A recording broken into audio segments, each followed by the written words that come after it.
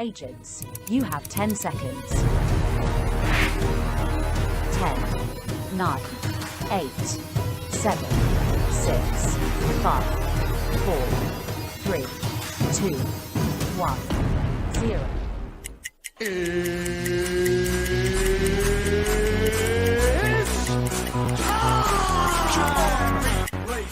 Second, 2 out, Palmero over the head of Jenks. Uribe charges, throws, out! And the White Sox have won the World Series. Open, Chicago with the lead. The Chicago Bulls have won their 6th NBA championship. Under it, and to the middle with the 15, to the 20, breaks free of the 25, to the 30, to the outside, 40, midfield, 40, 30 to the coast, 20, 15, Hester 5, touchdown Bears! Third time in 6 seasons, it's one goal achieved. The Chicago Blackhawks win the Stanley Cup. A little bouncer slowly toward Bryant. He will glove it for to Rizzo. It's in time, and the Chicago Cubs win the World Series. What up, what up, what up? Welcome to Shawn and Maya in the morning on this House Music Monday edition. I'm your boy, the SuperBack, Shawn Sierra. Thanks for tuning in. If you're watching us on Facebook Live, well, then I guess you found us on Facebook. And if you're not watching us on Facebook, what? Listen, go to Facebook, type in Sports Zone Chicago, click the like button, and now you're following Sports Zone Chicago. Simple. If you're watching us on our YouTube channel, excellent. If you're not subscribed to our YouTube channel, for real, come on, listen. Go to YouTube, type in Sports Zone Chicago, okay? Click the subscribe button. Got it? Click the subscribe button. And then there's a little bell right next to it, okay? So do me a favor. Click that as well. What that does, I should say, is that lets you know anytime a show from Sports Zone Chicago is going live. Get it? Got it? Good. There you go. I mistakenly did one other thing. Now we're good to go. Now we're cooking with gas. If you're watching this on our mobile app, wait, you didn't know we had a mobile app? Come on, baby. What your problem is? Come on, man. We got our own mobile app. Stop playing. Look, we have our own mobile app. Download it. Wherever you get your apps from, you got to go there, okay? Whether it's iTunes, Google Play, Amazon, Walmart, Kmart, 7-Eleven, Zayre, Zemsky, Macy's, Montgomery Ward, Venture, wherever you get them from. You go there, you type in Sports Zone Chicago, you download it, you take us with you on the go. So not only do you get Shawn and Maya in the morning 3 days a week, not only do you get our other live shows throughout the week, not only are they archived there like they are on Facebook and YouTube, but guess what? We give you a slew, and I mean a slew of articles, thanks to my man Clarence Council III. Big up to Clarence for keeping you abreast of all articles Chicago sports related. And if you're watching us on our Roku channel, I like that kind of party, baby. If you didn't know? We have our own Roku channel. We're live there, right? Mickey Ficky now. That's what I'm talking about. Sports Zone Chicago. We have our own Roku channel. So do us a favor. Any Roku devices you have in the house, we ask you that you download Sports Zone Chicago to that particular device. Even if it's in the kids' room, the one you're most likely not going to watch us in anyway, just do that. Do us that favor, please. All right, do that. You download it, put us there right smack in the middle of Disney Plus, Hulu, Netflix, Apple TV, Stars, Showtime, Paramount Plus. Put it right there, right in the middle of all of us. Okay, and you can watch us on the big screen. And you know what? We would greatly appreciate it. Now, you can also tweet the show. You can tweet us at Sports Zone Shy. That's CHI at Sports Zone Shy. Now, if you want to follow me, just me, personally online, you want to know what I did? Well, let me tell you what I did. You want to know what I did? Here's what I did. I mean, nice and easy for you folks. Nice and easy. One handle for Facebook, Twitter, Instagram, Snapchat, the Snapper, and TikTok. All one handle at the Shawn Sierra. If you want to follow my lovely co-host, Maya Akai, you can follow her on Facebook and Twitter at the Sports Chica. If you want to follow her on Instagram because you're an IGer and you do it just for the gram, well, just follow her at Maya_Akai. It's MAYA_AKAI.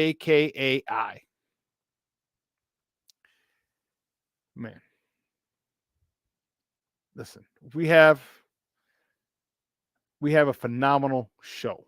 as always. But today we have a full and phenomenal show. But we need you to get interactive. So listen, whatever platform you're watching us on, whether it's Facebook, whether it's YouTube, whether it's our mobile app, all right, leave a question or comment on that particular platform. It'll come up here. We'll get it up on the screen. We'll talk about it. We'll incorporate it into the show. And you know what? That's what makes this the best Chicagoland sports talk morning show around is your participation. So bring it all. We want all that smoke. Questions, comments, smart ass remarks. We ain't scared over here. We are not scared. Remember that. All right. That's what makes this place a safe haven, but a fun place to talk. Get it? Got it? Good. See who we got in the chat.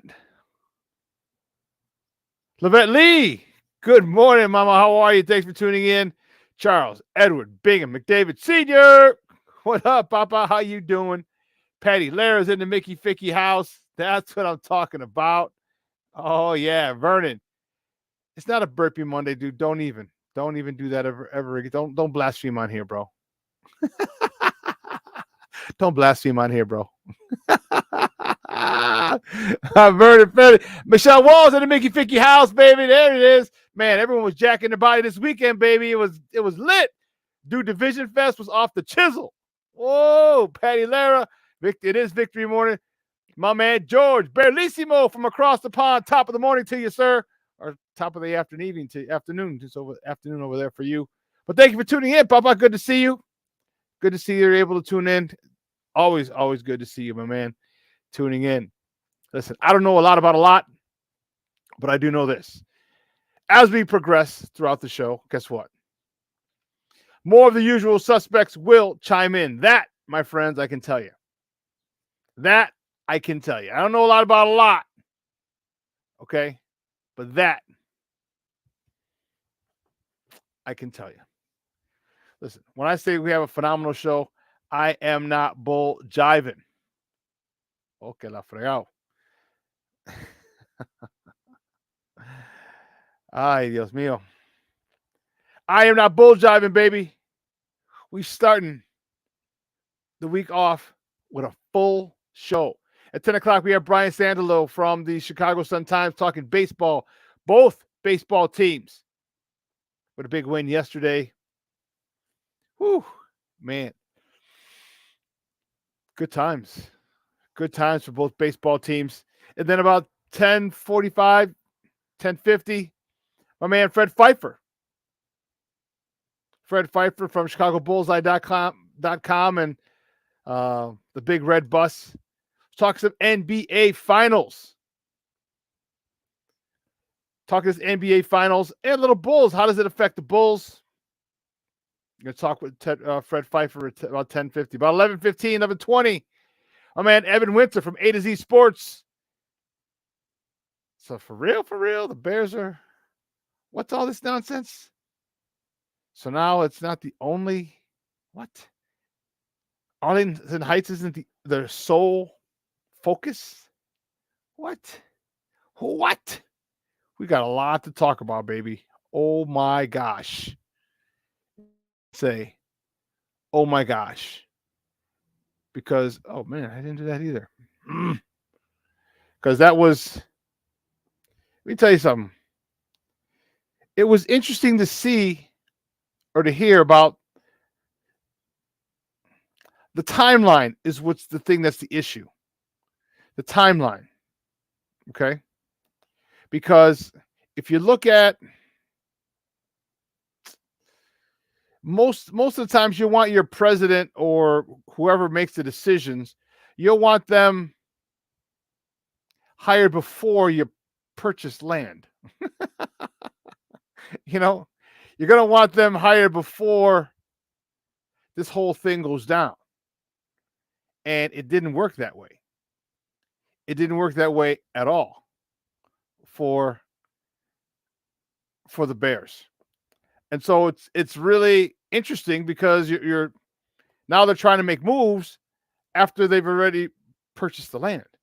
So there's a lot of posturing going on. So I got to figure out, I'm going to wonder how it's going to play out. I really, really am. Okay, we're going to talk a lot about it today. Ay, Dios mío. We're going to talk a lot about it today. There's just a lot going on. And you know what? Thank God we got Kevin Warren. I thank goodness we have him because he is without him, I'm not sure if this thing gets done. Without him, I am not sure this thing gets done at all. And let me tell you, I'm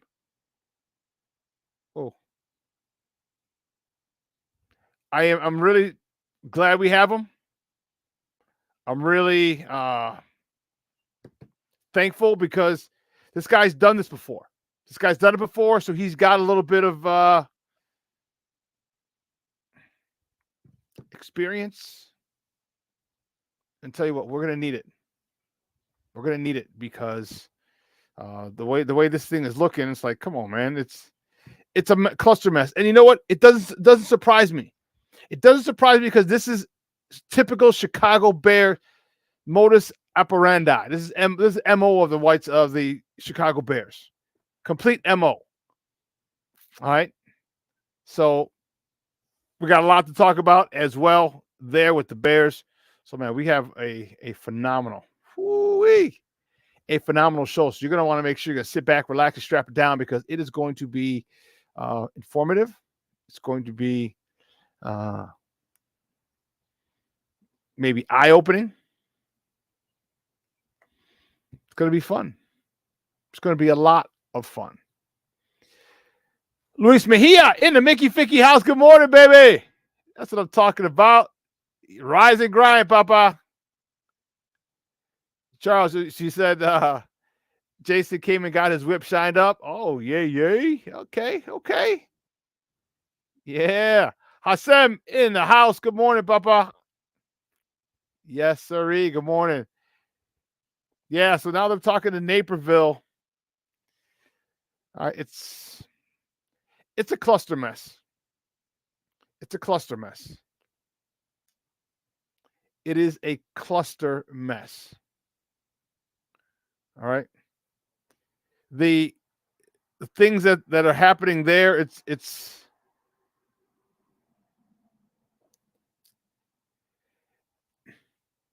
and it's all about money. It's really it's it. Cash rules everything around me. We'll talk a lot about that throughout the show today because I mean, I don't blame him. I don't blame him. You know, they're trying to save money. And you can call them what you want. You can call them cheap. You can call them stingy. You can call them misers, whatever. Okay, but if you're in the same boat, you'd want to pay a lot less on taxes. Hell, you want to pay a lot less on taxes now, and you're not in the boat of the Chicago Bears. So can you imagine how much taxes they're gonna have to pay on this property that was sold at what 5 times the original amount?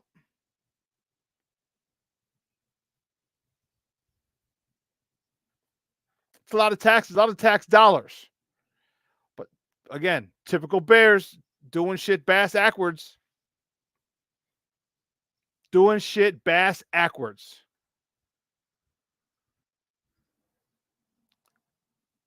I would love to see how Kevin Warren feels. Like, you dumb mother hubbards. Why didn't you wait for me? Why didn't you wait before you bought this product? You know what I mean? He could have gone in there. I don't know. I honestly would love to hear Kevin Warren's brutally honest opinion about the Bears purchasing this when they did. Because if you knew you had him on the team, or you knew you were going to most likely get him, then you wait. This is what this guy's done. You wait. But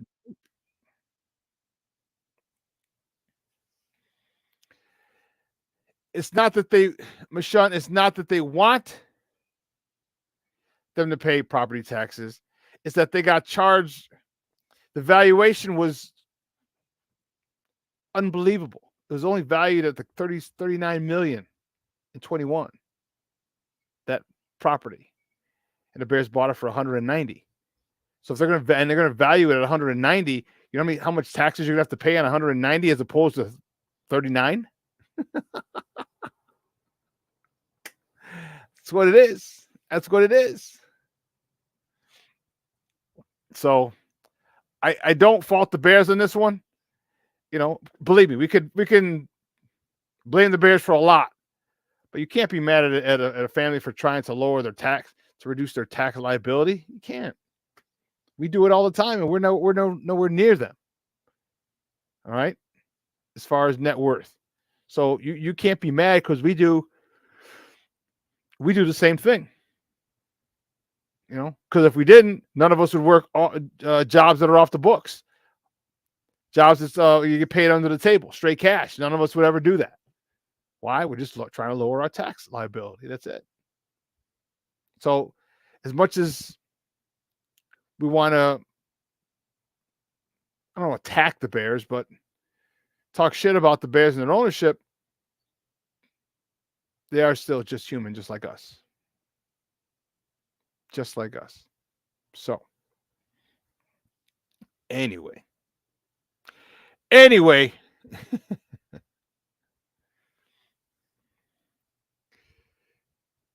Guys, you know how we do. The first segment of every show is called Top of the Morning. It won't come just when you want it.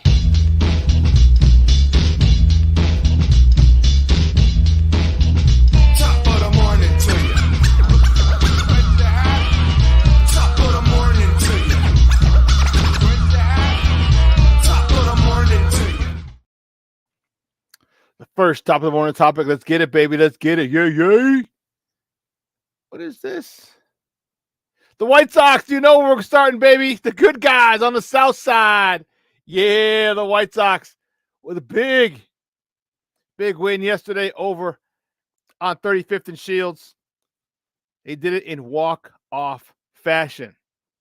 The White Sox beat the Detroit Tigers, 6-2 yesterday, sweeping the 3-game set.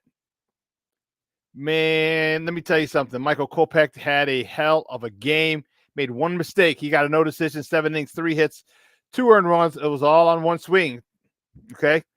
2-run homer. That was it. 1 walk, 9 Ks. Liam Hendriks comes in, gets the win on a walk-off home run, a walk-off grand slam by Jake Berger. Now, there's so many layers to this, it's not even funny. There's so many layers to this. Okay? So Hendricks gets the win. He's 1-0. Inning pitch, no hits, 2 Ks. Berger went 2 for 4, hitting his 12th homer of the year, driving in 26th, 27th, 28th, and 29th RBIs of the year. Eloy Jimenez was 2 for 4, driving in his 22nd of the year. And Yasmani Grandal, he was 1 for 4, driving in his 16th RBI of the year. Now, the storylines are this. It was really cool. It was Liam Hendriks' 3rd outing since he got back. And it was cool because yesterday was National Cancer Survivors Day. So Liam Hendriks got the win on National Cancer Survivors Day. That I thought was dope. That, my friends, damn cool. And the White Sox are coming into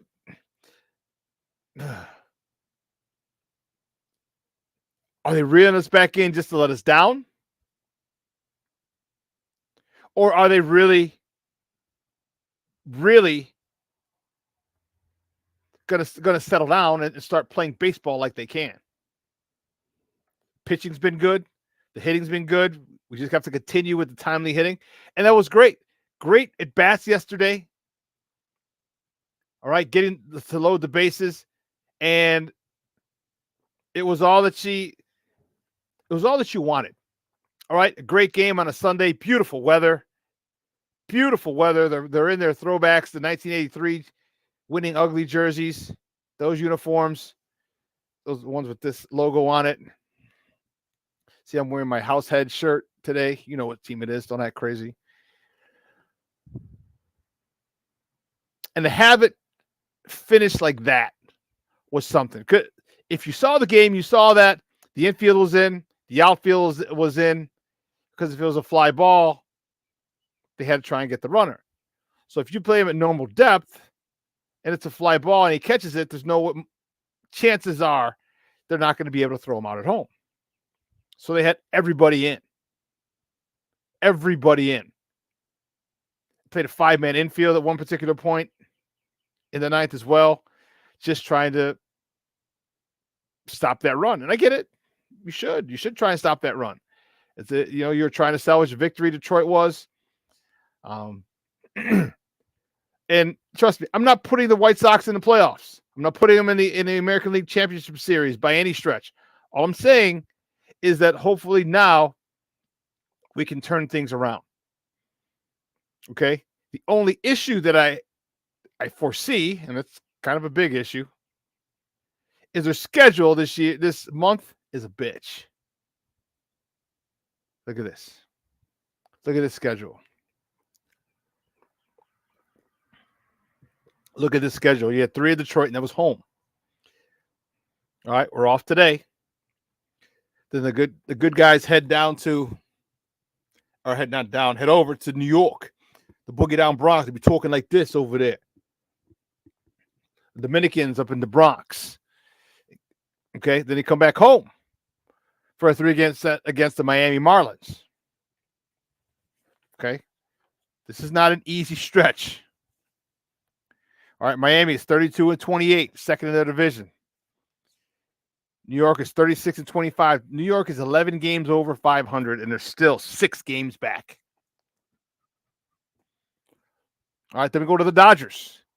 The Dodgers are tied for first in the NL West, 35-25. Then we go to Seattle. All right, Seattle is right around 500, the 29-30. Okay, it's still a better record than us.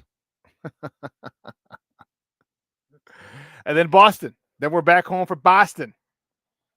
Boston is every single team in the American League East is over 500. Boston is 30-29. So Boston comes to town. Then they go back on the road. Look at it. Los Angeles Angels of Anaheim. They're 500 at 31-30. We close it out. Oaktown's 357. All right, that's in Oakland. And why do I have this crazy, crazy feeling that we're going to have a lot of problems with a team that's 12-49? I just have a horrible, horrible feeling. This month is not easy at all. Good guys got to go to work. The good guys got to go to work. You're trying to improve in the standings. You try to cut that lead down because it's only 5.5. It was just 8 last week and a half ago. Now it's 5.5.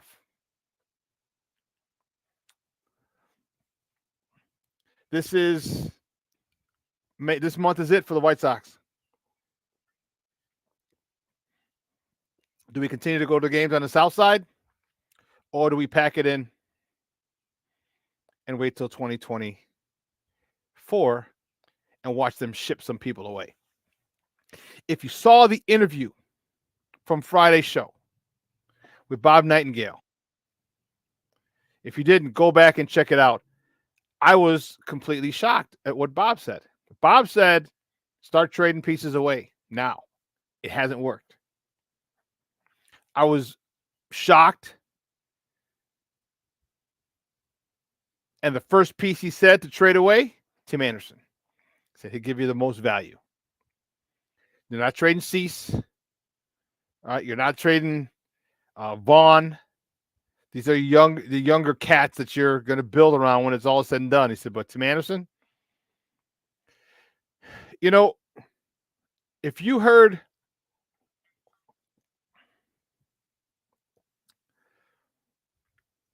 Tim Anderson hurts me a lot.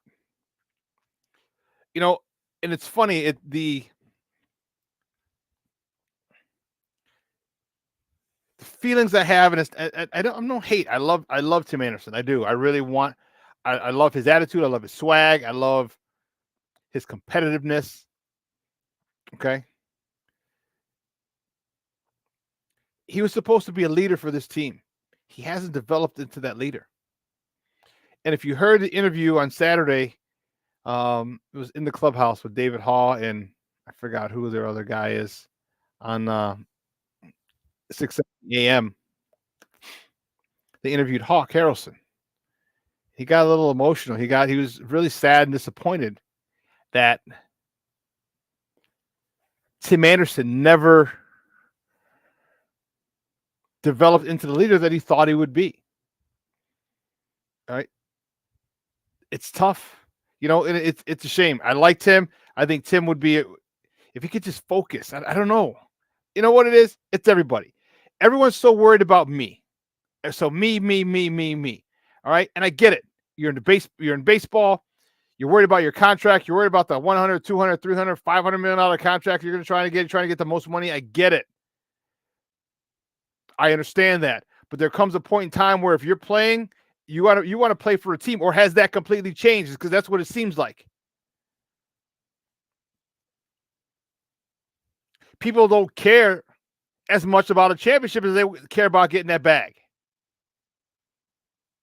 You'll jump from team to team to team. Now, if you guys can form a super team, cool, no problem.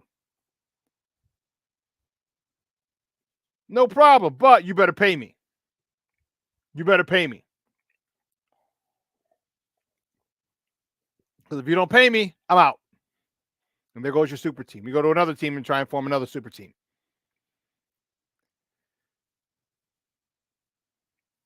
And you look at it and you're like, well, why even bother playing for a championship then? Why? Why bother? You know, and then sometimes, and then people only play like, oh, I got my contract, so now I can play. Really?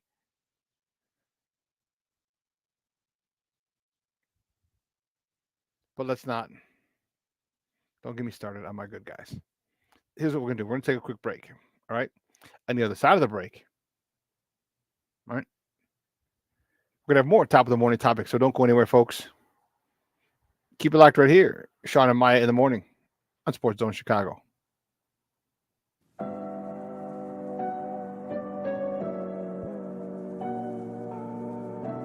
How do you take care of your mind health? For my mental health, I meditate in the mornings. I have my dogs. They're the best. I just find ways that help me just relax. Finding things that make me happy, like being close to my family. I meditate a lot and read books. I have hobbies outside of the game. I'm able to switch off. I'm able to turn my brain off from the game of basketball. Your mind health matters. Your mind health matters.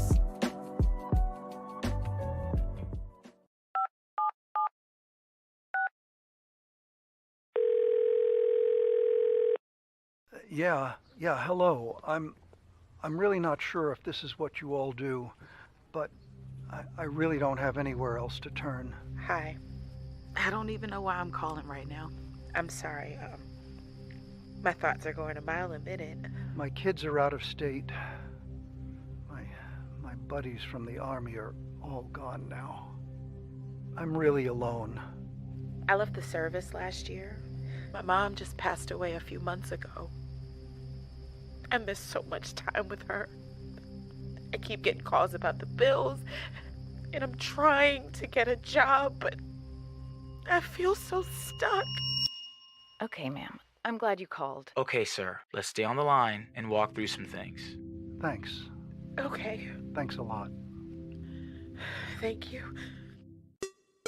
Hey, it's your boy, the SuperBack, Shawn Sierra, and be sure to follow Sports Zone Chicago on all social media platforms, on Facebook, Instagram, and our Roku channel. You can find us at Sports Zone Chicago, and on Twitter, we are at Sports Zone Shy. Also, be sure to download our mobile app so you can take Sports Zone Chicago with you on the go.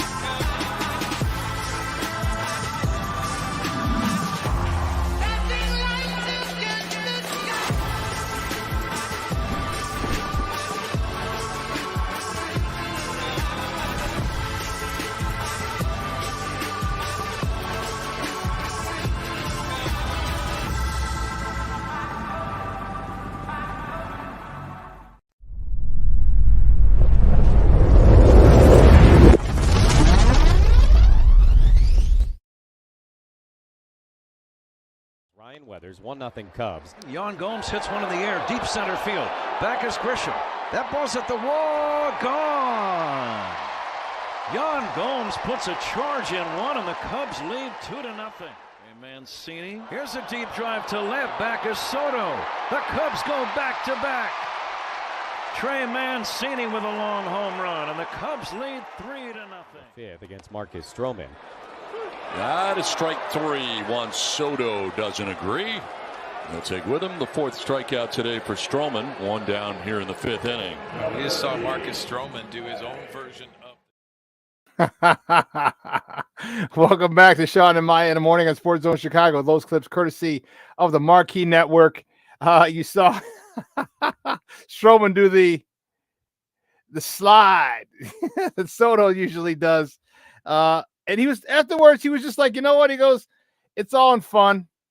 He said, you know what? He goes, next time he comes up, he might hit a homer off me. He goes, I'll just tip my hat to him.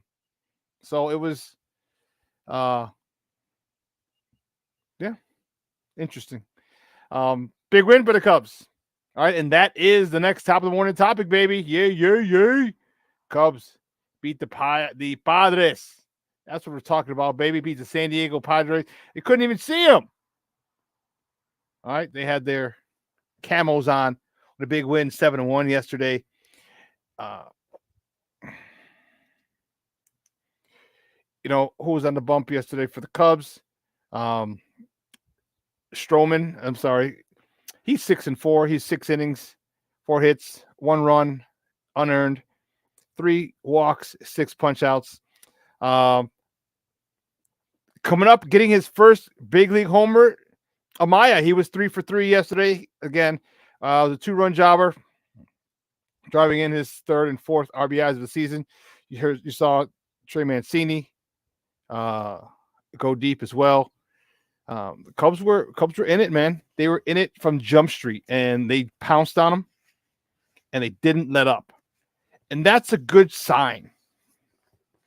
That is a great sign. You know, Jan Gomes, Mancini, all these guys, it's a great sign. When you jump up on a team and you don't let up. All right. So kudos to the Cubs. All right. Kudos to the Cubs for having that killer instinct. All right. You know, sometimes, especially if you hop on people early, teams say, hey, listen, we're down 4, we're down 5, second inning. We have 7 more innings to go. And you can come back. Score a run here, score a run there, score 2 here. All right, a bloop and a blast. All of a sudden, that really makes a dent into the lead. The Cubs were good. Stroman was good. Stroman was real good yesterday. Ready to roll, as you see, you know, 1 run over 6. Unearned run over 6. Can you get it together, Cubbies? I don't know. But we're going to find out. The weathers are getting nice. Actually, this week is supposed to be pretty mild. 82 today, which is fine. But then 75 on Tuesday, 74 on Wednesday, 78 on Thursday. Okay, gets back up. All right, Friday, 82, Saturday, 84, Sunday drops down to 68. So a couple of nice cool days. Today's a warm day, not hot. Tuesday, Wednesday are milder. Thursday starts ramping up again. Friday, Saturday, okay. But a nice week. Nice week for our baseball teams. I mean, the White Sox are out of town. They're going to the Boogie Down Bronx. So are the Cubs. Well, by out of town. Cubs are going to, since they're out of town, they're in San Diego. They're going to the Los Angeles Angels of Anaheim next, because the Cubs play today. They have a wraparound series today. So they had 4 games. Then they go to LA for the Angels series for 3. Then they travel up the coast to San Francisco. So Cubs are on a nice little West Coast trip. Sox, just a quick 3-game jaunt to the Bronx, and then they're back home for the 305 coming to Chicago. 305 coming to the 773. That's what we're talking about, baby. What was really funny was I don't know how many of you know this. Probably just my friends. Is my mom was an operator, a phone operator. She worked for Illinois Bell right before they splintered into AT&T and all this. She got a whole bunch of this, whatever. All right. And so we're watching the game yesterday, and I think it was Bam Adebayo after the game. Now, mind you, my mom's been retired for, 94, 30 years. All right. No, 20 years? 20-something years she's been retired. Okay. Because she started working really early. That's a whole other story. But so she hasn't been a phone operator since 97, 98, 96, somewhere in there. Anyway, so Bam Adebayo's in the post-game interview, and they're talking. He's like, yeah, we got to go back to the 305. And like clockwork, my mom's like, Miami? Did he just say 305? I'm like, yeah. I was like, how did you know? She's like, I worked for the phone company for 30 years. So when she caught out of the 305, she's like, why did he say that? I'm like, well, it's a place where you see when you say the 305, if you've partied in Miami, you're like, oh, that's the area code there. So you just call it, we're going to the 305, and people understand that that's the area code. You know, right? Or the area code, not the zip code, the area code for the phone numbers. And I just thought that was hilarious. After over 20 years of not being in the, it's not working in the phone company anymore, she still remembered the 305 from her time there. I just thought that was pretty funny, pretty crazy. Well, the next top of the morning topic. Where'd it go? The Sky. There you go, baby. That's what I'm talking about. The Sky. Sky with a big win yesterday over the New York Liberty. And a little payback. Liberty beat us here. We went out to New York and beat the Liberty there, 86-82. Kalia Copper led the way with 27.7 boards, 3 assists. Mabry contributed 17. And Williams had 12 points, 9 assists for the Sky. Sky increased their record to 4-3. Remember, they won the first 3. They lost the next. They were 3-3, and they're able to get back over 500 with this win. It's gonna be a season that we haven't seen in the last couple of years here in Chicago over in the South Loop. All right, when you trade away when 4 of your 5 starters leave, it's gonna take a lot of time. You got Courtney Williams. She had 12.9 rebounds yesterday. But it's going to take time for this team to gel, and you're not bringing in superstars because that process would probably go a lot quicker. It's a patchwork type of thing, but they're going to play strong. They're going to play gritty. They're going to play tough defense. They're going to be in every game. All right, James Wade coaches these ladies like that. Very similar to Miami. Okay. All right. But they just need the girls. I'm talking about the Sky. They just need to get some chemistry. They just need to get some games under their belt. And start being able to play off of one another. All right. And when they do, I don't know how serious of a contender they'll be this year. But we will see. We'll see. The next top of the morning topic. This is interesting. You know what? No, we'll go here. The Heat, game 2 of the NBA Finals, baby. That's what we're talking about. The Heat beat they steal home court advantage from the Denver Nuggets. Woo-wee. Listen, 111-108 was the final in game 2. The Heat now head back to the 305. Like we were saying, the 305 back to Miami. And can they do it? Can they protect home court? right? Because if they can, watch out now. Watch out. The one thing that I've said, and people have, you've heard me say this to all of my guests. Miami plays the same way. They are not going to change. They're not going to change. They're gritty. They're grimy. They're tough. They play tough defense. They play physical defense. They get in your face. They shoot, and they make a lot of threes. Jimmy drives, gets to the basket, gets to the foul line. Bam Adebayo. They do the same shit. No, Cornelius. Denver felt the pressure in game one. Denver felt the pressure in game one. In game one, Miami shot 33% from three-point land. I think they missed, it was like 13 for 39. Imagine if they had hit 6 more.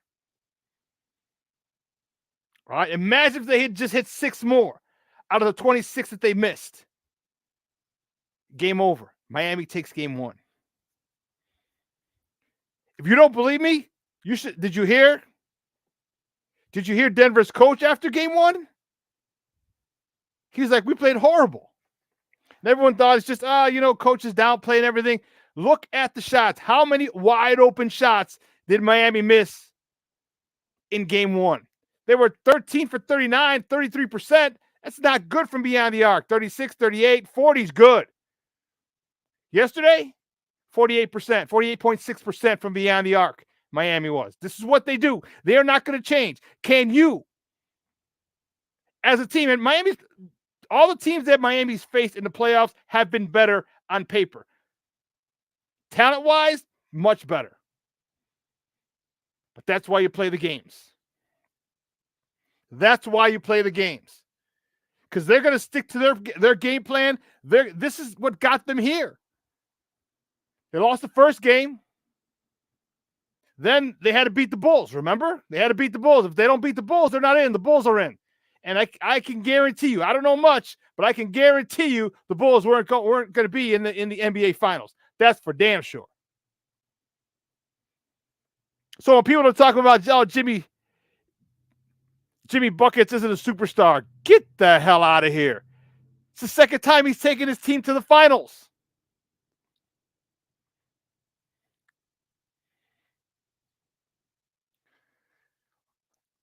Cornelius, they thought, hey, we're 9-0 at home. We're going to be 10-0 at home. It's not going to happen. Miami's like, no, homie, we just missed a shitload of shots in game one. We ain't going to have that happen again. Sphincters tightened in Denver. Sphincters tightened. And some turnovers late, poor decisions. KCP was a little too fired up. And this is sometimes when you have emotional players, you can't let your emotions get the best of you because they will be a detriment to you as opposed to an asset. The Joker's a freak, man. The Joker is a freak. Yeah, Max Strus from Hickory Hills, graduated from Stag. Yeah, he actually, one of my buddies, guy went to high school with, Dave Pygon, has a camp, a training facility. And Max Strus was trained by one of my guys from St. Rita. Dave Pygon, yeah. It's out here in Orland where they trained. Yep. Yeah. And I don't know if you know this, Luis, he was on the Bulls. The Bulls had him. He was on their G League squad. He tore his ACL. Was rehabbing his ACL. And he wanted to play. And you know what? They didn't even paid him no mind.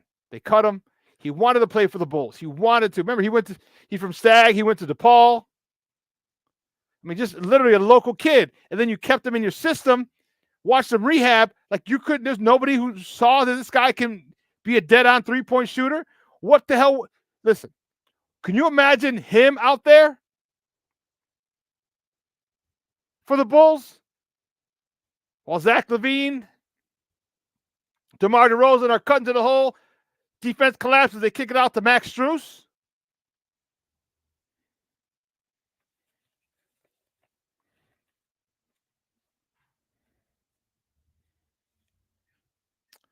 Max Strus. What was he yesterday? Let me see. Let me tell you something. I put it out there. Yeah, 4 for 10. There you go, 40%. 40% from beyond the arc. And you mean to tell me that nobody in that organization saw what he did at Stagg, saw what he did at DePaul, saw what he did in the G League and said, you know what? I know he tore his ACL, but if he's a shooter, let's keep him around. Let's just see. Because we need shooting. Nobody in the organization. Nobody. Come on, man. Why do you think when the Bulls played the Heat, why do you think he went off? He went ham. He had like 7 or 8 3-pointers. That was a revenge game for Max Strus because he was with the Bulls. Another one slips through our fingers. And we had him, a part of the organization, part of the Windy City Bulls, and we let him go.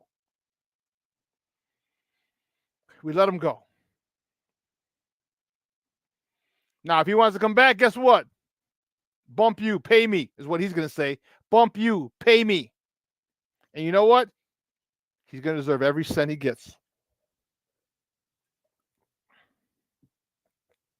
Because he wanted to play for the Bulls. That was his childhood team. Oh, well. Oh, Mickey, Ficky. Well. The next top of the morning topic. This is interesting. The Bears have released a press release and come out and said that Arlington Heights is no longer their singular focus. See the picture, Kevin Warren, Arlington racetrack underneath him. But you can't see that because of the banner. Arlington underneath. So here's a statement that was released by the Bears. They released a statement to NBC Sports Chicago. Okay, and I'm reading this from the article. It said the Chicago Bears goal, in a statement, the Bears said while they are still working on the Arlington Heights location, quote, it is no longer our singular focus, unquote. Quote again, the Chicago Bears goal of building the largest single development project in Illinois history, led by billions of dollars in private capital investment and the jobs and economic benefit generated, is at risk in Arlington Heights. The stadium-based project remains broadly popular in Arlington Heights, Chicagoland, and the state. However,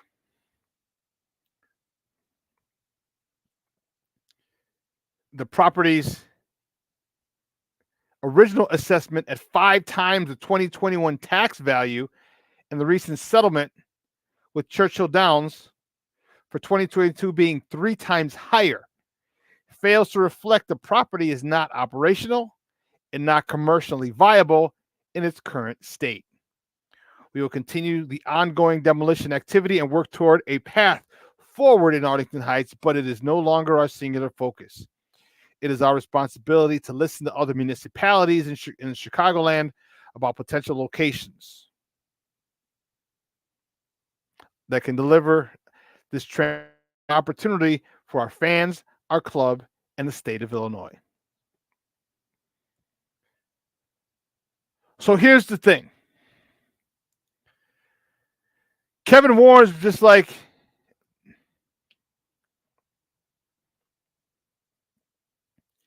this is where he should have been hired before all this went down. Because they're trying to save tax money.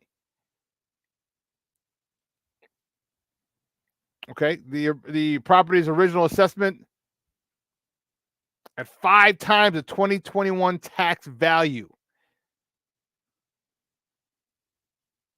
5 times the tax value. That's a lot of taxes you're going to have to pay. Okay. So in the art of negotiation, like, okay, bump it. Fine. We'll look somewhere else. Because the Bears don't have to build a stadium there. It makes the most sense. And there's still, and I thought it was dead and buried, but there still is a very slim, and I mean super duper slim chance. Personally, I think it's posturing, but I still think now there's a slim chance of it coming back to Chicago somewhere on the lakefront. It would be win-win for the city. But here's the thing: Brandon Johnson just got elected, 2 weeks ago. He's going to have to come up with a proposal that's great, that makes sense, that kind of gives the Bears a lot. And then the Friends of the Park are going to get into the mix, and that's going to be a cluster mess. That's why I said the slim. I want to say like 0.01%, 0.01% slim. But they got to renegotiate because there's a lot of money the Bears don't want to pay. And again, don't be mad at him. Don't say, "Oh, you're being cheap." Hey, we all try to lower our tax liability as well. We all do it.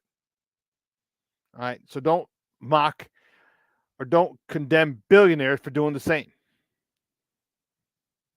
Don't. People in glass houses shouldn't throw stones.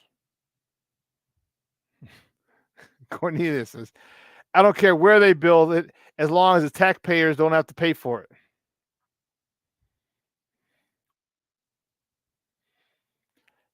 Yeah, even if they do, like, are you really going to feel it?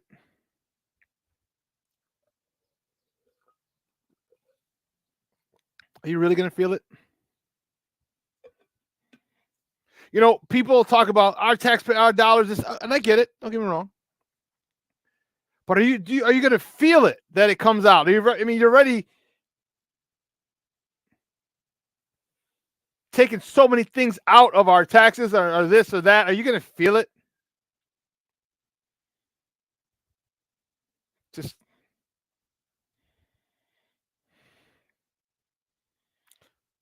I don't know if you're going to feel it. I don't know if it's going to be tangible. I don't know.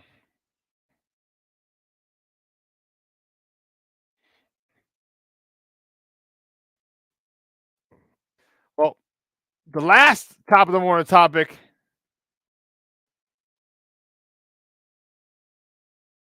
is a good sign. The last top of the morning topic, because what are we doing here? This is smart. John Morant has unfriended his old buddy. All right. Devontae Pack. This is the guy who put him on IG Live. This could be the best top of the morning topic today. This could very well be the best top of the morning topic today. He unfollows his childhood friend Devontae Pack, who put him on IG Live. So it's showing that he's got some sound advice from somewhere, or maybe he just grew the hell up. This is the guy who put him on IG Live, which is going to get him suspended. We'll find out after the finals. Been boys since they were kids, and he unfriends them. Hopefully he unfriends him in real life as well.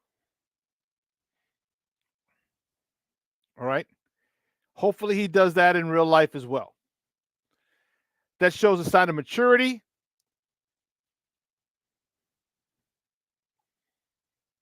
That shows somebody in his corner said, hey, man, you're going down fast. You need to cut ties with everybody. And again, he may not have unfriended him in real life. Cool. But then just don't be hanging out with him. Don't get caught with him. This is not the first time you're walking around toting guns or having your crew, your posse, your boys. your squad. It's not the first time they had an issue with guns. So you need to stay away from these people because they are going to cost you millions and millions of dollars. You know you're getting suspended. I want to see what Nike's going to say. Remember, Nike came out after the first a couple of months ago and said, oh, we stand behind Ja. Now? What about his other endorsements?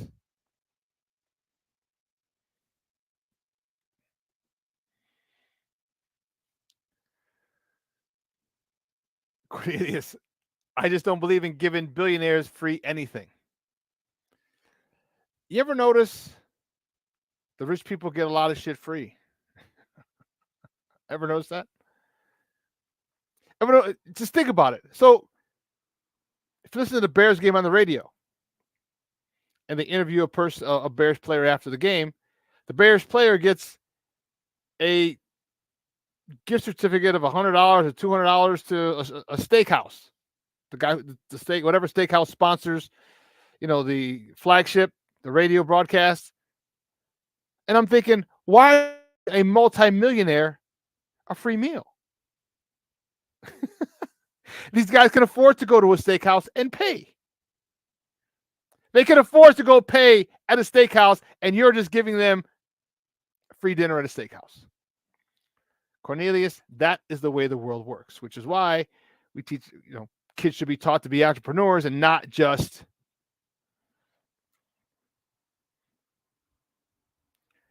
workers. But that's another podcast for another day.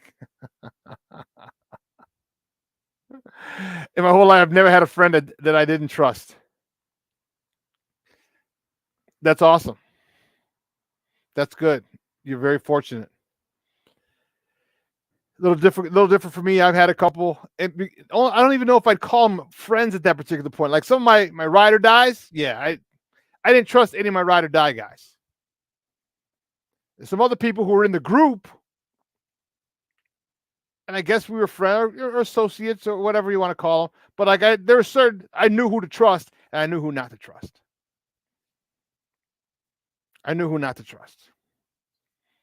So John's starting to learn. You're going to learn. And boy, oh boy, is he learning. Well, listen, we got to take a quick break. On the other side of the break, we're going to welcome our first guest, Brian Sandalo, calling from the Chicago Sun-Times. He actually covers both baseball teams. So we're going to talk to him. Some good stuff going on in the Chicago baseball landscape here in Chicago. So don't go anywhere, folks. Keep it locked right here. Shawn and Maya in the morning on Sports Zone Chicago.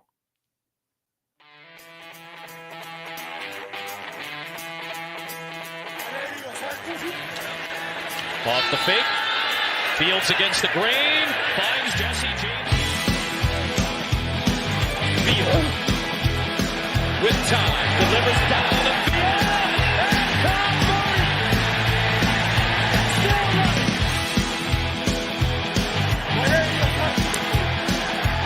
Fake one way. Fields stumbling. Trying to cut it back. Justin Fields making magic happen. There goes Fields. Touchdown.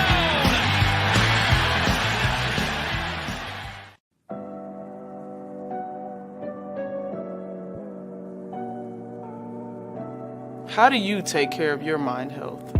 For my mental health, I meditate in the mornings. I have my dogs. They're the best. I just find ways that help me just relax. Finding things that make me happy, like being close to my family. I meditate a lot and read books.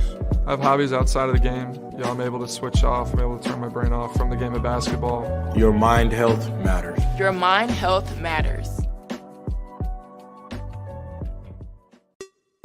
Hey, it's your boy, the SuperBack, Shawn Sierra, and be sure to follow Sports Zone Chicago on all social media platforms, on Facebook, Instagram, and our Roku channel. You can find us at Sports Zone Chicago, and on Twitter, we are at Sports Zone Shy. Also, be sure to download our mobile app so you can take Sports Zone Chicago with you on the go. Everybody in a work zone is someone somebody. This is my mom. She works for KDOT. This is my dad. This is my mom. This is my daddy. This is my sister. Here's my daddy. This is my son, Scott. He was killed while working in a highway work zone. When you drive through a work zone, drive like a life depends on it. Because it does. Order up. When I want to give up, I try to focus on getting to the next minute, then the next hour, and the next day. It might not seem like it right now, but there are people out there like me who want to listen and support you for the long haul. And I found someone to talk to, someone who listened. You are not alone. Hey, this is Dr. J, and I listen to Shawn and Maya in the morning.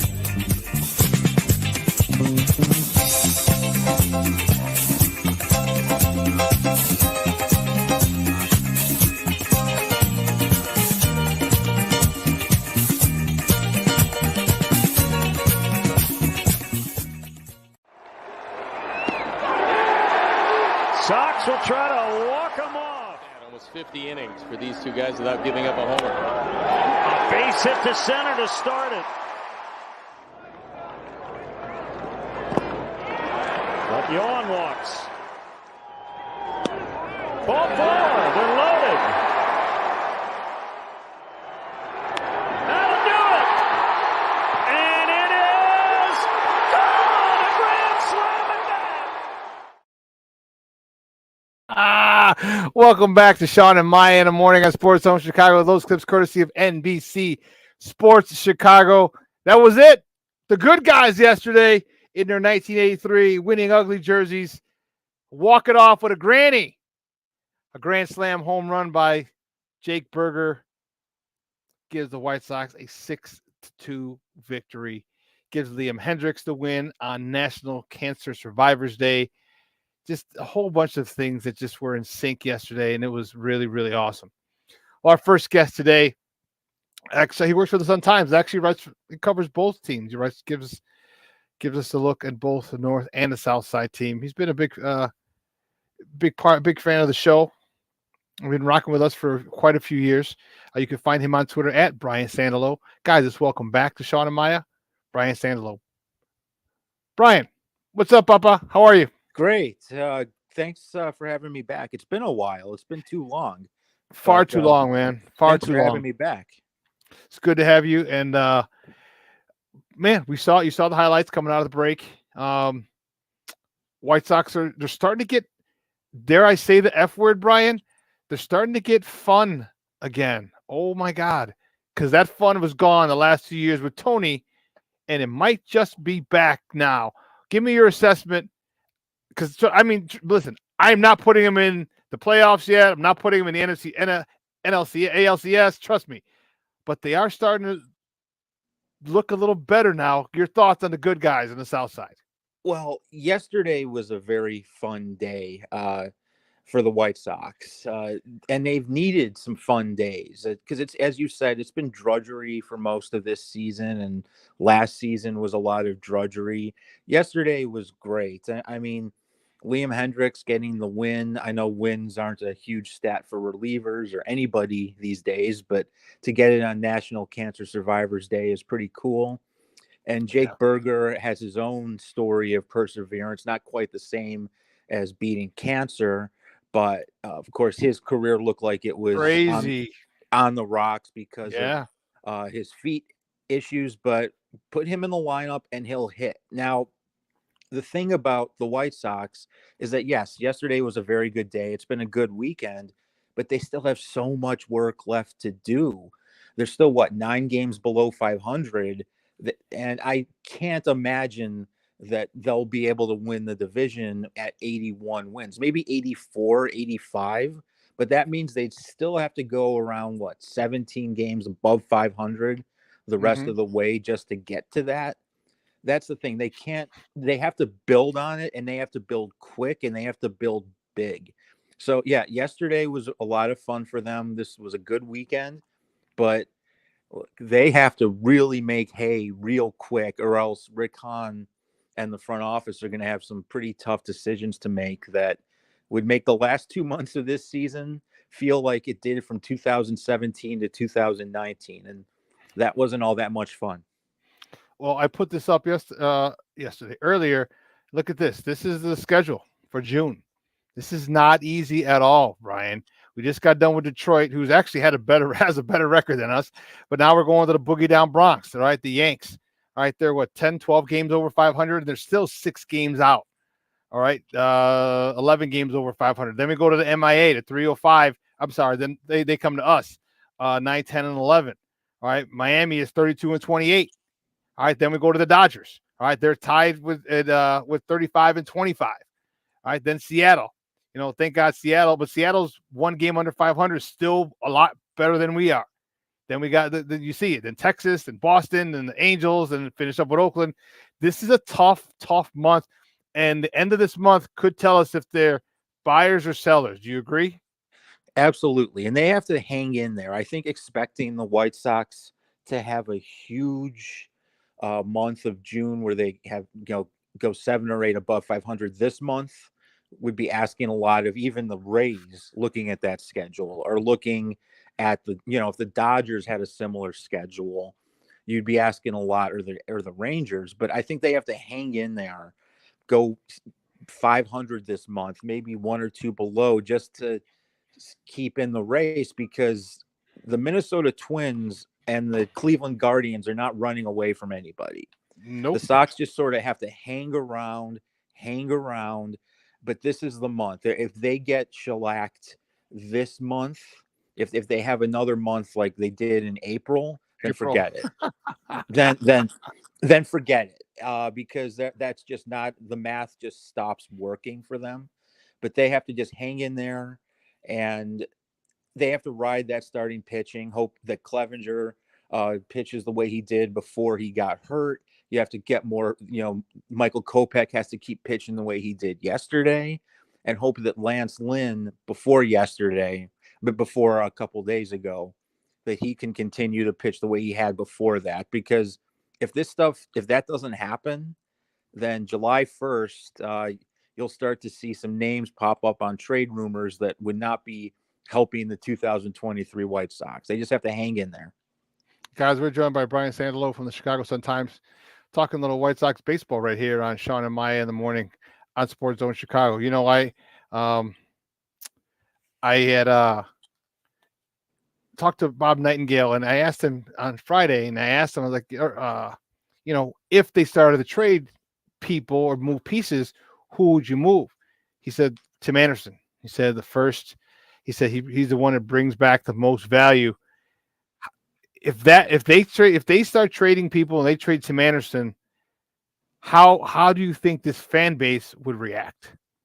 Well, first of all, if they really wanted to trade people and start over, the name that would get them the most is Dylan Cease. I don't think from me. But he's too young, though. I don't think he's just so young. He could still pitch for this team. But go ahead. I'm sorry. It would take years, though, if they rebuild and they get rid of Tim Anderson, maybe Liam Hendricks, which would really hurt for a lot of reasons. Then at that point, I'd say this team is a couple years away from contending again. Then you'd have to think about Dylan Cease. But this would hurt, because the White Sox fans were sold a bill of goods about the rebuild. Yep. And frankly, and I think I've said it even on this show, that the White Sox were able to help market this rebuild because of what was happening 8 miles north at that point. Like when the Cubs went into the rebuilds, when the White Sox went into the rebuild was 2017, right as the Cubs were basking in a World Series championship, right after a rebuild. So that helped, but they can't do that again. You can only get so many rebuilds that don't bear any fruit. And I don't think a playoff appearance with an asterisk in 2020, a division title and 1 playoff win the next season is bearing fruit. Honestly, I really, really believe that from a business perspective, I don't know how the Sox could do another rebuild. So maybe you have to stick it out, hope that 2024 is better, but selling guys at this deadline. I mean, Giolito, if you think he's gone, then you do move him, but you don't move Tim Anderson, you don't move Liam Hendricks, and you don't move Dylan Cease. But would that be a bitter pill for Sox fans to swallow? Not only a bitter pill, but the worst part about it is we got to listen to Cub fans talking all that shit, and that's what I don't want to listen to. Cubs fans have their own issues right now as well. Right, but good weekend, still. At least they can say, "Hey, our rebuild netted us a world title. What did yours rebuild?" And so there's always that constant intra-city rivalry between the two sides. Talk to me about this pitching staff, though. You mentioned it a little bit, but they've been pitching well. Michael Kopech has looked really, really good, except for 1 or 2 stars. But other than that, he's looked really good. Dylan Cease, talk to me more specifically about him, because is Dylan Cease having a bad year, or does it look like a bad year because of how crazy and unhittable he was last year, and he's actually having a decent season? Talk to me about this pitching staff. Yeah, the starting rotation looks really good. 1 through 5. That's the heart of this team. That's the strength of this ball club right now that they have to ride. Giolito last year, I don't know why he got the idea to put on 30 pounds or something last season. And he looked like a different guy this year because he's lost that weight. Now, I wish he could tell me how to lose that weight. But Lance Lynn, whose weight we've, other people have certainly discussed at length. Lance Lynn is, I think, expecting him to be anything more than a 4 or 5 on this team would be foolish, but he still is a veteran. He knows how to get guys out, even when his stuff isn't the best. Clevenger is a mid-rotation guy. Kopech right now looks like the ace, but Cease, the standards he set last season, I mean, that's just not going to be matched by too many other guys at this point, unless you're like a healthy Jacob deGrom, which doesn't happen too often. You're not going to see that happen. I think, and Cease still has plenty of room to improve this season, but for most pitchers, they'd be pretty happy with everything, because to my eye, Cease's stuff still looks really good. And as long as the stuff looks good and he's healthy, I think he's a candidate at any time to strike out 12 over 8 innings, give up 1 run or something. I think that you can still pencil him in as one of the top 2 guys in this rotation, if not the top 1. One of the things that he's going to have at his disposal and the whole rotation is going to have at their disposal, is something that we haven't said in a long time, Brian, and that's a healthy squad. Yeah. All right, you're getting guys coming back, and now Pedro Grifol is going to have an issue. Like, how the hell you get a Jake Berger in the lineup? How the hell do you get a Gavin Sheets in the lineup? Elvis, I think he might have cut his rehab stint short. He's like, oh shit, Romy Gonzalez is tearing the cover off the ball up there. I need to get my ass back. Talk to me about everybody getting healthy and how good this team can be when they are healthy, but how much of a benefit is to Grifol, or a problem. Maybe it's a good problem that he's got everybody, and everyone wants to start hitting right about now. Well, it's a good problem to have, but this being the White Sox, how long is everyone going to be healthy? That's true. Like watching Eloy in right field, you kind of just cringe a little bit. There was that ball yesterday hit slicing away from him that ended up one-hopping over the wall for an automatic double, and you're kind of cringing thinking, oh, is he going to bang into the wall? Is he going to pull something? So I think that if you're the White Sox, you have to enjoy this run of relatively good health while it lasts. But there's a couple things in there that you have to have. For one, Jake Berger has to be in the lineup every single day. There is no question about it, whether it's at third, whether it's at first, whether it's designated hitter. I know there's been some chatter about him actually playing second. Not sure I love that idea. Yeah, not me either. But you have to get him into the lineup every day, and you have to get Eloy into the lineup every day. And then everything else, to me, fits around those 2 parts. Gavin Sheets, maybe you put him in the right matchup against the right righty if Andrew Vaughn doesn't match up well against a certain guy, but those guys have to be those 2 have to be in the lineup, because there isn't all that much pop in this lineup outside of those guys right now. Benintendi, and no, he's not a power hitter, but you still want more than 0 homers from him. Tim Anderson has had pop in the past, but none this year. You need to get those 2 guys in the lineup. And Moncada, I know he broke in as a second baseman. I've actually thought in the past maybe use his athleticism to put him in the outfield. That doesn't seem like an idea that's ever gained any traction, but it all is built around right now Eloy and Jake Berger. And maybe even especially Berger, because the grand slam he hit yesterday, that wasn't a bad pitch. No, he had to reach for it. He had to reach for it, and he just got it up into the air, and it went out. It was, he's a great story. You got to keep him in the lineup, and I'd like to take him off of his feet as much as possible. So if that means DHing him, fine by me. You build the lineup around that. Heck yeah, and he thought it was a single, and I thought it was a single too when I forgot who was doing the play-by-play instead of Benetti. The radio guy was Len Casper. Yeah. Casper, the guy from the Cubs. He's like, "Oh, that'll do it." And I thought it was going to go over the outfielder's head, and he's like, "And it's gone." I was like, "Oh my god!" It just carried and carried and carried, and it was one hell of a way to end the weekend. But I think that, let me ask you this, Berger's got to be in the lineup. I do agree with you. All right. All of his homers, but only one of his homers.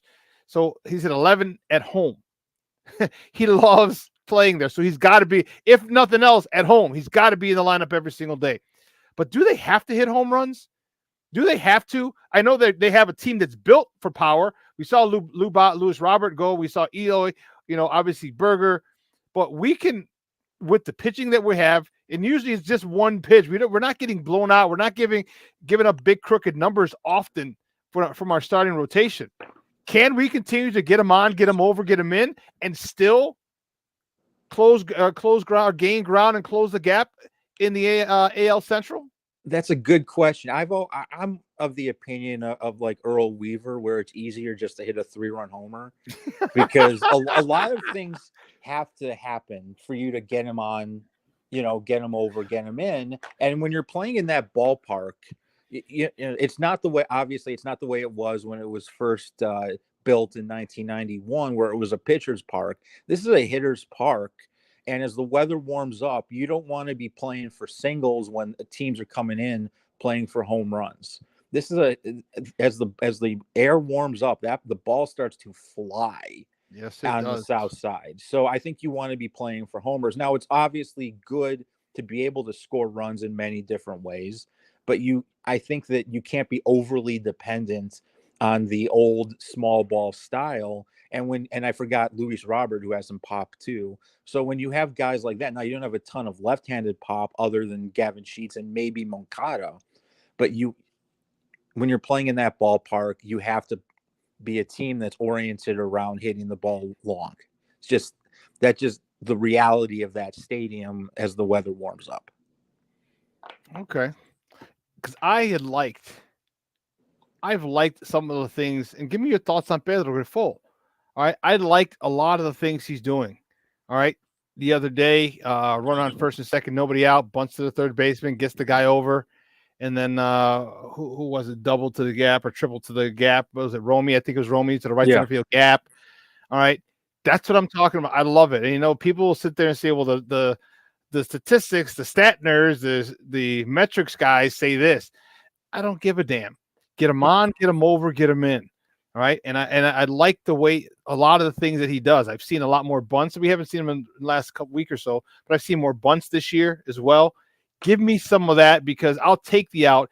And that's why I asked you the question. Can we continue to do that? Because when you get them on, get them over, get them in, what that does is that taxes a pitcher.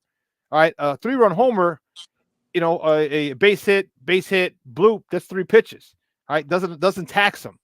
You get guys on base. Now he's got to worry about stolen bases. Bases are bigger, stolen bases are up. Okay, good. Now there's more for him to think about.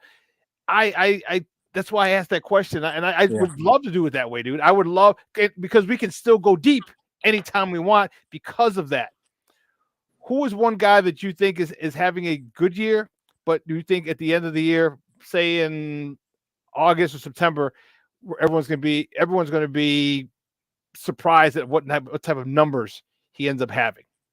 I'm not sure it's a surprise, but Andrew Vaughn has quietly put up a very good start to his era of replacing Jose Abreu, if you will. Now that obviously that's not the verbiage he would use exactly, because he's just the first baseman, and last year it was a different first baseman, but he has a knack of hitting in clutch situations. Now we could go over for hours whether clutch is a real thing and all of that, but he seems like a guy who is just growing into his role and getting better, that quietly you might look up and see him on basing 350 with around 25, 30 homers, and that'll be just fine. Now, I don't think he's going to be Jose Abreu, and I think that his instincts actually at first in the field need a little bit of work, a little bit surprised on that. There's been a couple plays I've seen that kind of made me scratch my head, but I think that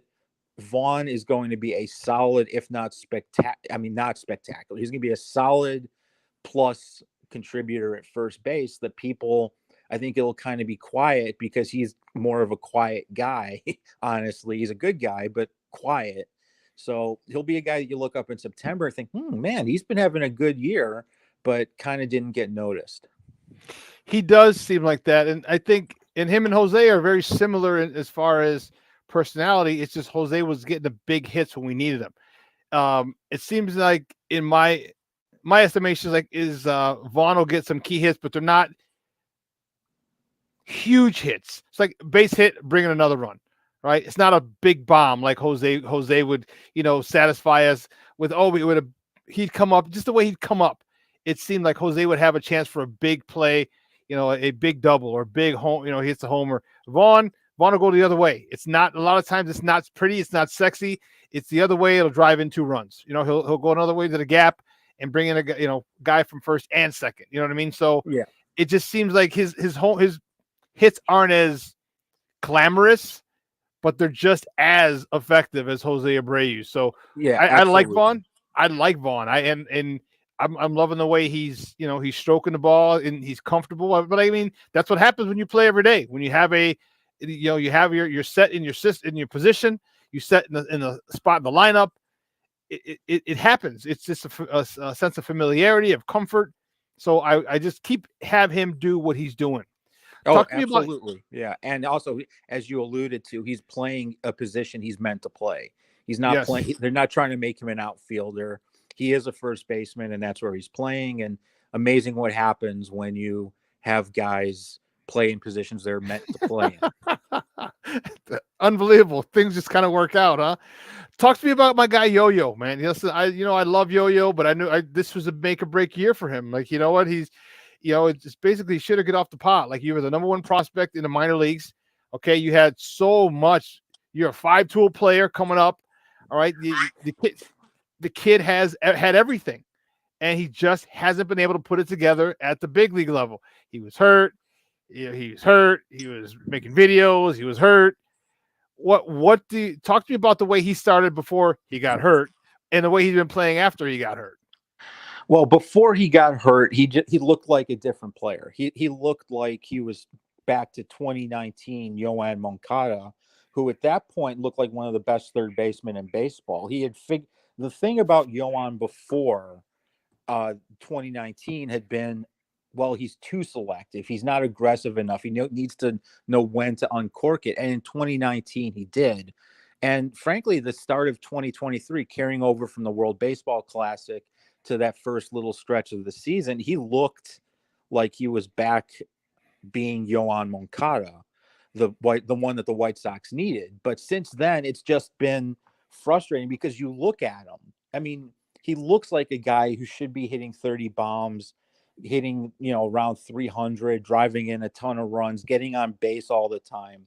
But it's just not there for him. I've wondered, and COVID does a lot of things to people, and he just hasn't been the same since he had COVID in 2020. I don't know what it is. Was 2019 the fluke for him that just some guys don't put it together? Or did the whole 2020 season with COVID and then only playing in a few games that, the 60-game season or whatever, did that stunt his growth? I don't know. But it's just eventually you have to start to think that you're just not going to get that much from him for one reason or another. And I'm not at that point yet because he's still capable of going on a heater, but maybe not as capable as you thought. And that's where I would disagree with you. I think he could be one of the best players in baseball. My issue with him, with Lewis Robert, and with Eloy, okay, I don't feel that they have a mentality that desires to be great. I think they have the talent. I think that they are unbelievably talented, and I think they've ridden their talent, and it worked a little bit. Don't get me wrong. You don't just play, but I don't think. And maybe this is me with my get off my lawn mentality. I don't see a Kobe Bryant, a Mamba mentality, a Jordan mentality where you're trying to be the best, where you're trying to be absolutely unequivocally the best at your position or in the game. With the talent that they have, imagine if they had put in, and I'm not saying that they don't work, but imagine if they had that mentality where they are trying to be the best third baseman, best fielding and hitting third baseman, the best hitting and fielding center fielder, the best hitting and fielding right fielder, or the best hitting DH in baseball. This would be a completely different team if they had that mentality. And to me, it seems like they don't. And that to me is the biggest issue, Brian. See, I can't speak to what their actual mentality is because I'm not in their heads. You're not in their heads. Nobody's in their heads except for themselves and anybody else with the team. But it's frustrating, honestly. I get the frustration because you see the tools, you see the 5 tools, and it doesn't quite come together. Now, I don't know what it is, to be honest. Maybe there is that lack of hunger. I don't know. Maybe getting paid young is not the best thing for some of these players because remember, another thing I said too. That's another thing I said. Think about where they come from. Those guys. Well, but I'm not, because I said my thought was their generation, the generational wealth that they have now is something that they probably never could have dreamed of as a kid growing up in the Dominican Republic, in Cuba, in Puerto Rico, DR in Cuba. Now they have it, dude. Like they're never going to ever, as long as they're smart, go back to that type of lifestyle where you're struggling. You know what I mean? And some people, once you get the bag, you got the bag and you chill. Other people, when they get the bag, they put their foot on the gas pedal.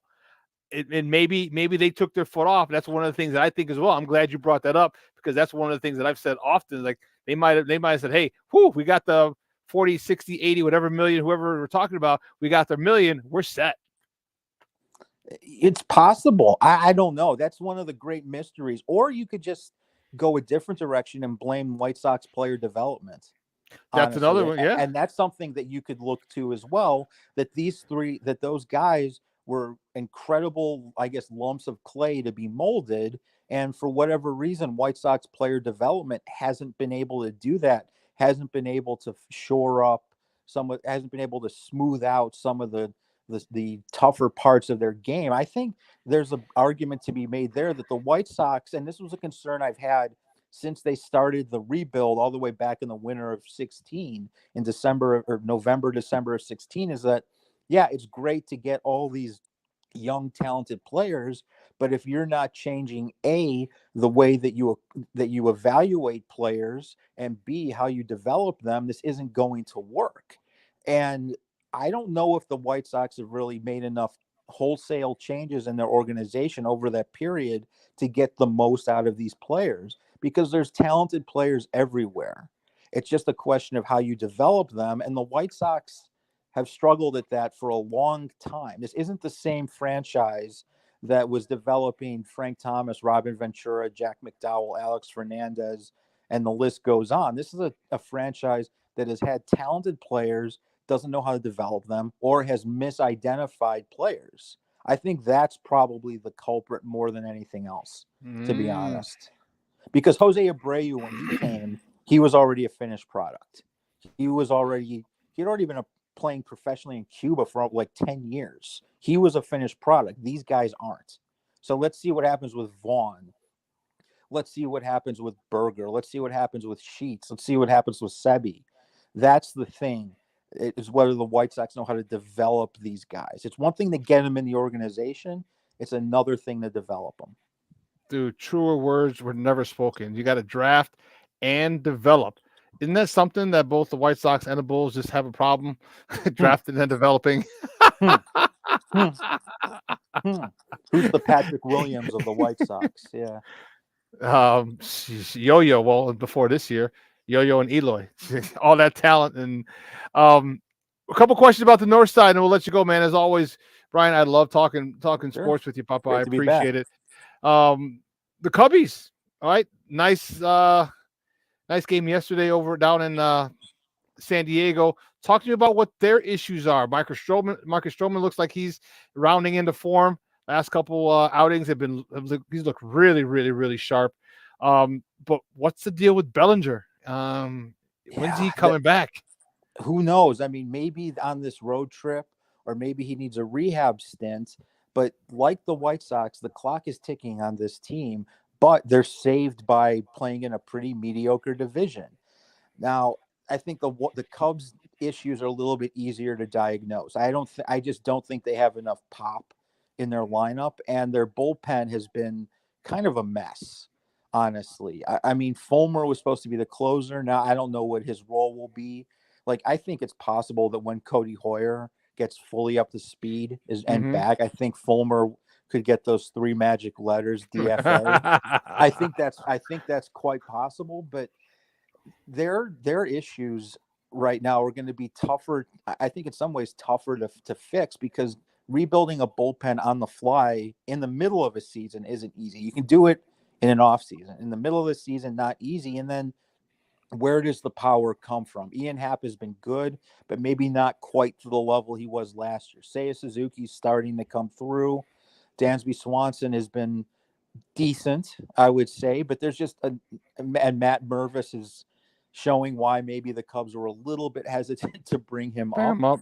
Yeah, but I think that the only reason that people aren't talking about a wholesale sell-off right now is that the Brewers are in first place at 32-27, and the Cubs are only 5.5 back. They are, and also Justin Steele. That could be a problem. If Justin Steele is out for more than 15 days, then that's an issue, because I don't know what you can expect to get out of Kyle Hendricks, honestly. Him coming back was good. His first outing was a little rough. His second outing, he looked like he settled in. I don't expect the professor of a few seasons ago, but I do think his moxie, and I mean, he's still talented. Don't get me wrong. He still has good stuff. It's not wicked and nasty like it was before, but I think as a veteran, he'll be able to gut his way through, to a couple of wins. I think he's going to be a good guy around the clubhouse for some of these younger guys. I've been a big fan of the professor. Steele, right? But he's no, Justin definitely Steele. not. Hell, he's no Kyle Hendricks a couple of years ago. Right. Yeah. No Game 7 of the World Series starter. No Game 6 of the NLCS starter anymore. No.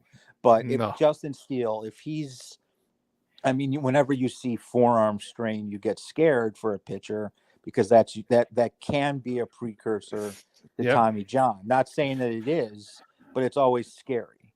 And I think that with Steele, then you have to evaluate the benefits to bringing him back soon, because let's say after the 15 days are up, the Cubs are 8 out. Not saying that's going to happen, but it's possible. Do you rush him back knowing that he's a big part of your rotation in 24, 25, and moving forward? Again, the Cubs are up against the clock right now. Yeah, I see. And if they dare, I would have to, and again, that's not my team, and I don't root for them like some people, like real Cub fans who are, in the chat. I'd have to err on the side of caution. You know what I mean? I know you want to bring him back. I know what he can do, but if that forearm strain leads to Tommy John surgery, we've seen it happen many a time. Seen it happen many a time. And now how are you going to feel with Justin Steele out? And now he's out for a year. And then he comes back. Then what do you expect from him when he comes back? Can he get over the mental hurdle? Because that's the most important thing. The physical stuff, and this is according to everyone, the physical stuff will get here before the mental stuff will get there. And how long is it going to take him mentally to realize he's 100% Okay, because without him being 100% and being confident in his ability to throw like he used to, he's just a shell of his former self. So I would err on the side of caution if I were them, and say, hey, if you got to miss an extra, a month, hell, miss a month. But coming down the stretch, yeah, it's going to be tough to. I would if I'm a fan, I would be livid if they brought him back too soon. Livid. Right. Yeah.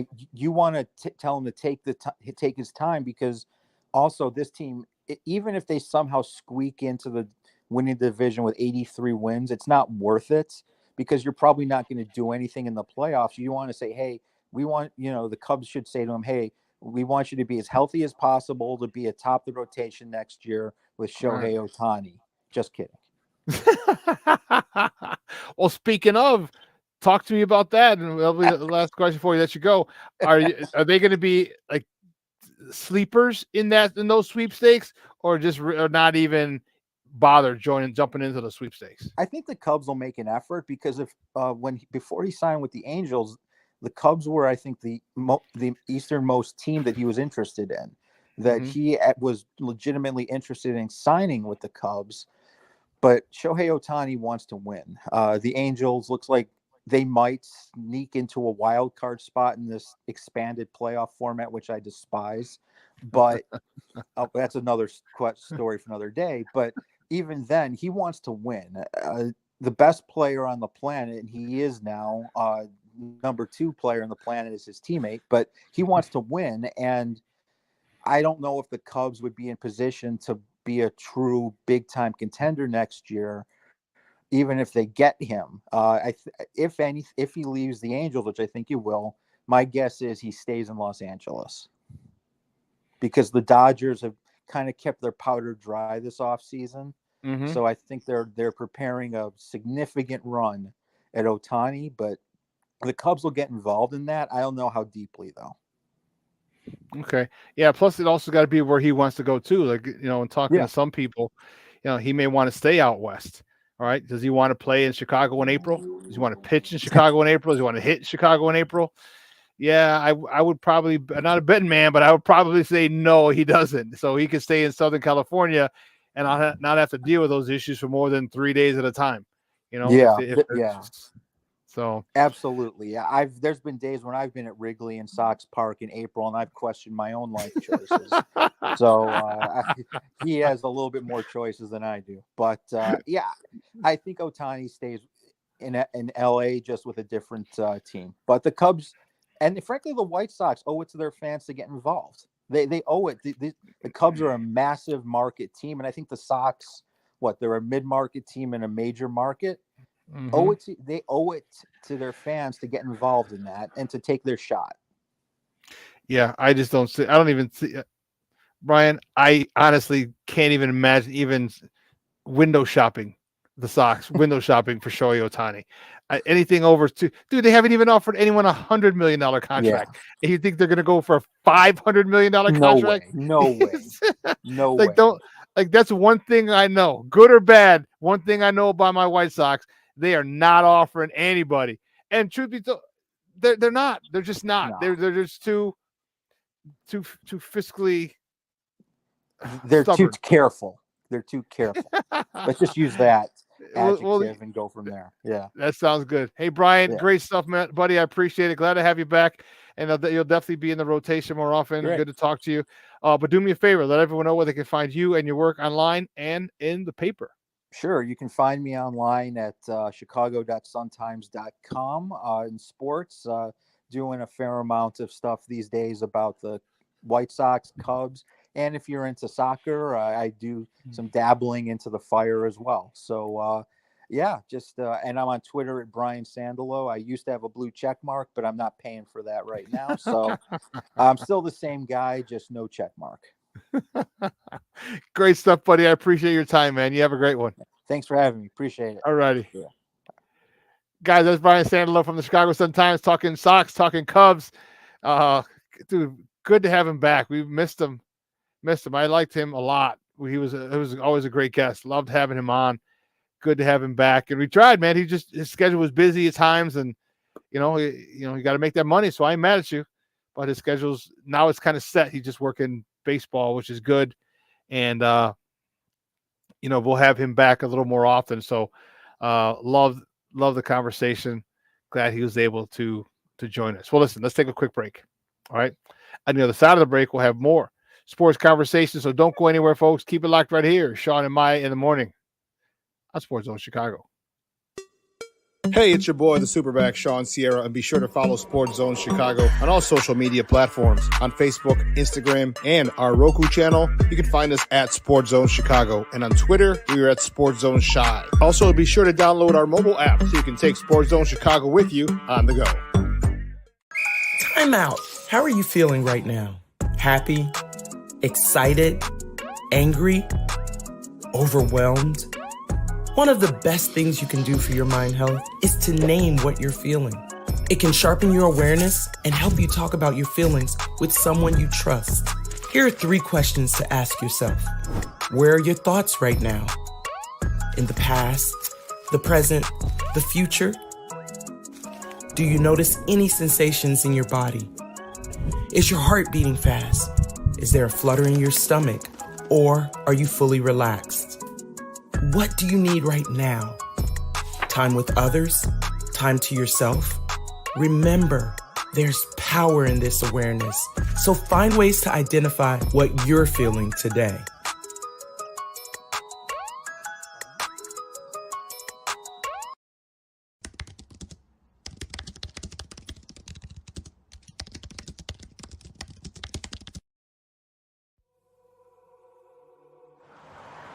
At a time when the news seems as subjective as the partisan politics dividing this country, independent professional journalism has become the resource people need to get the honest and accurate information for their lives. That's why I created JCoyneReports.com. As a born and raised Chicagoan, I know this city better than anyone. So my investigative stories are all original, and they'll go deeper to expose the truth by using information obtained from public information databases and in-depth interviews with the movers and shakers. My future stories will introduce you to people and businesses who are changing the world, not just Chicago. My missing person stories will spotlight those who you don't hear about in the mainstream media who are often overlooked. If you want to hear my personal views on things around the world, check out my blog site, which is based off of factual information and my life experiences. There's also past episodes of my weekly sports podcast show, What's Up Cuz, that I host with my real-life cousin, Lance Urban. So if you're looking for all this information and more, check out JCoyneReports.com and follow me on Twitter at JCoyne. Every day we take steps to keep the people we love safe, but some health risks are easy to miss. Ticks hiding in the yard can spread germs, like the ones that cause Lyme disease. Mice searching for food can spread bacteria that makes us sick. Mosquitoes lay eggs in standing water and can spread West Nile virus and more. Cockroaches are drawn to water in the home, leaving behind allergens that can trigger asthma attacks. Common pests can threaten our health. Learn how to protect your family at pestworld.org.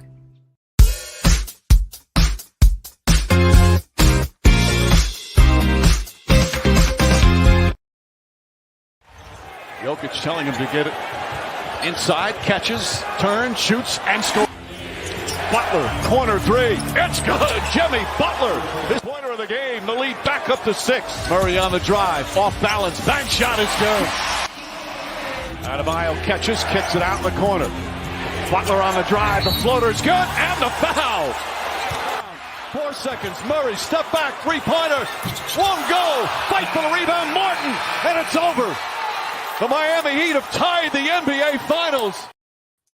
Wow. Welcome back to Shawn and Maya in the morning on Sports Zone Chicago. Those clips courtesy of ABC. That was last night, baby. Whew. Hey, before the season started, or before the series started, excuse me, not the season, I said Denver, easy. All right. I said 5, maybe 6. I said the only way that'll change is if Denver doesn't stick to their style of play. Okay. Because you know who the Heat are. The Heat know who they are. I think that's more important than anything. The Heat know who the hell they are. they play a certain way. They haven't changed. I've said it all playoffs. They haven't changed one freaking iota. Okay? You got some scrappy guys. They're gritty. They're grimy. They're physical. They play tough defense. They shoot and they make a lot of threes. So this is what they're going to do. They're going to dive on the floor for loose balls. They're going to fight and scrap every step of the way. Now, if you're not willing to match that level of determination or grittiness, then you could have a problem. If you're more talented, can you adhere to your style of play? Because if you do, the talent that most teams will have, they're at 18 for a reason. I know injury is part of it, but nonetheless, the talent that most teams will be better than that of the Heat. But they're comfortable who they are. They play that way. They know how to play that way. They've only played that way. And if you don't adhere to your style of play, you're going to have problems. It wasn't just yesterday they had problems. Game 1, okay, it looked easy, but the Heat shot 33% from beyond the arc. I think it was 13 of 39, if I'm not mistaken. 26 shots from beyond the arc. Imagine if they hit only 5 more of those. It's a different game. Why do you think their coach was nutso after game 1? We're going to talk to my guy. Man, that game was awesome yesterday. From Jump Street, it was awesome. Man, this guy, he's with the Big Red Bus, ChicagoBullseye.com. You can find him on Twitter at CBE. Fred, man, let's welcome back our guy, Fred Pfeiffer. Fred, what's up, Papa? Good morning. How you doing? Living the dream. How you doing, Shawn? It's awesome to talk to you, bud. Fantastic to talk to you. What a game. I mean, this is not just this game. The entire NBA playoffs have been absolutely fantastic, and it just goes to prove again why I think it's still the greatest sport out there. The greatest. Don't you blaspheme on the show, damn it! I'm sorry. I'm sorry. I just love the NBA and that Miami just run through the playoffs and that series with Boston was absolutely fantastic too. Caleb Martin doing incredible things, and now Caleb Martin's kind of fallen back to reality, but you got guys like Vincent still stepping up for the Heat. Just an incredible, and Robinson obviously with some really huge play when he came in. Just what a gutsy, incredible team that just finds new guys every game to step up and do it. I wish the Bulls could emulate a lot of what they offer. But that starts at the top, right? That starts at the top. You need a dude like a Pat Riley.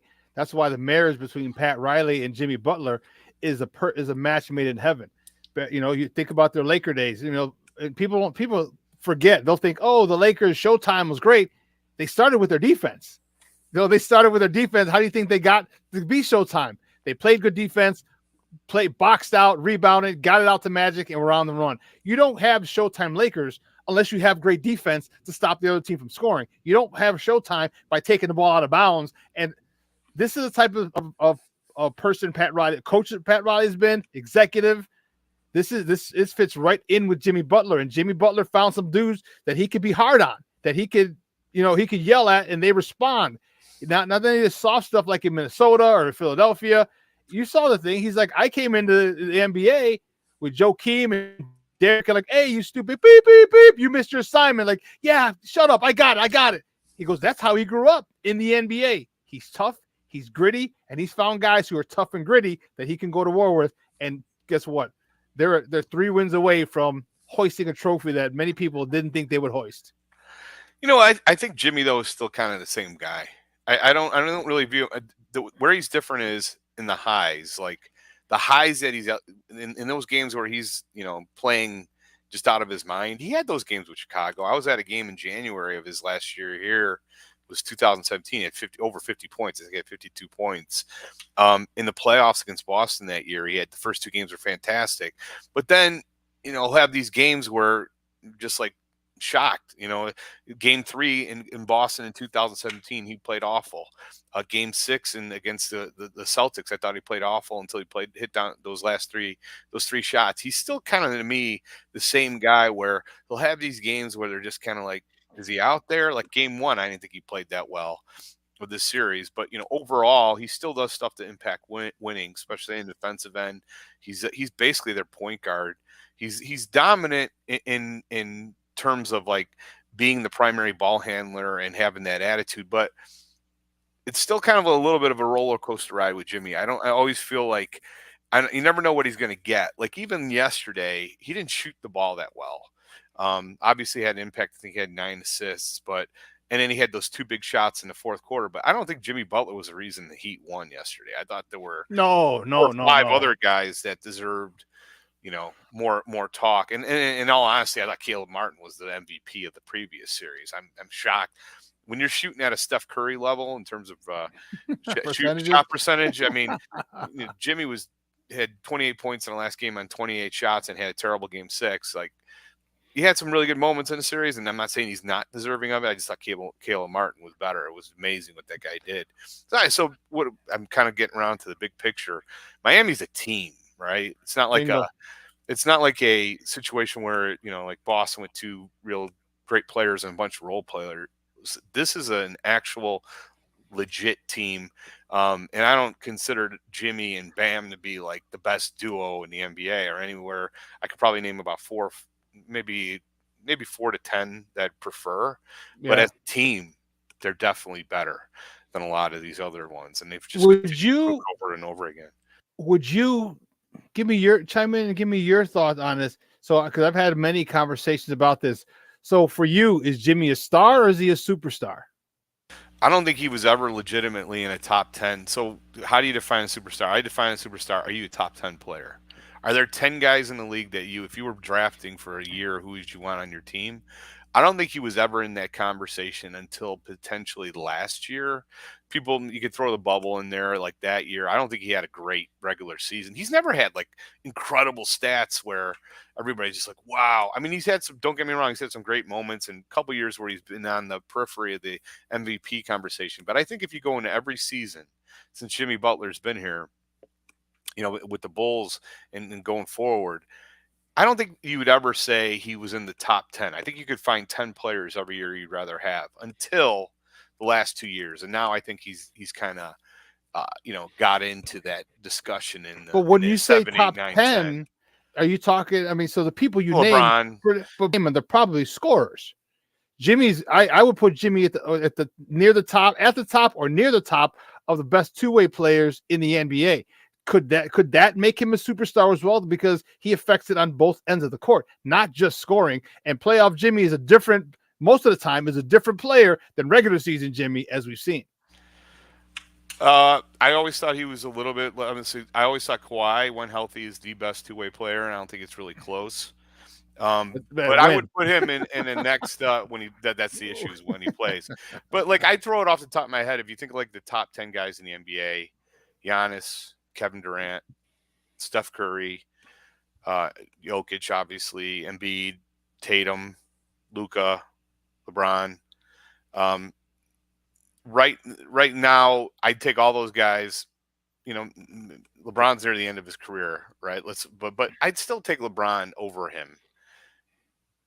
When you get to 9, 10, Kawhi, I'd still take Kawhi when healthy.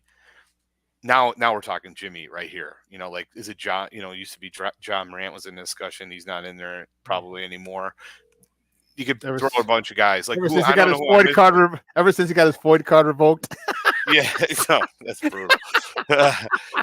Honestly, I hope that works out. But like, would you let's throw out like Devin Booker? Would you rather have Devin Booker or Jimmy Butler? That's a tough question.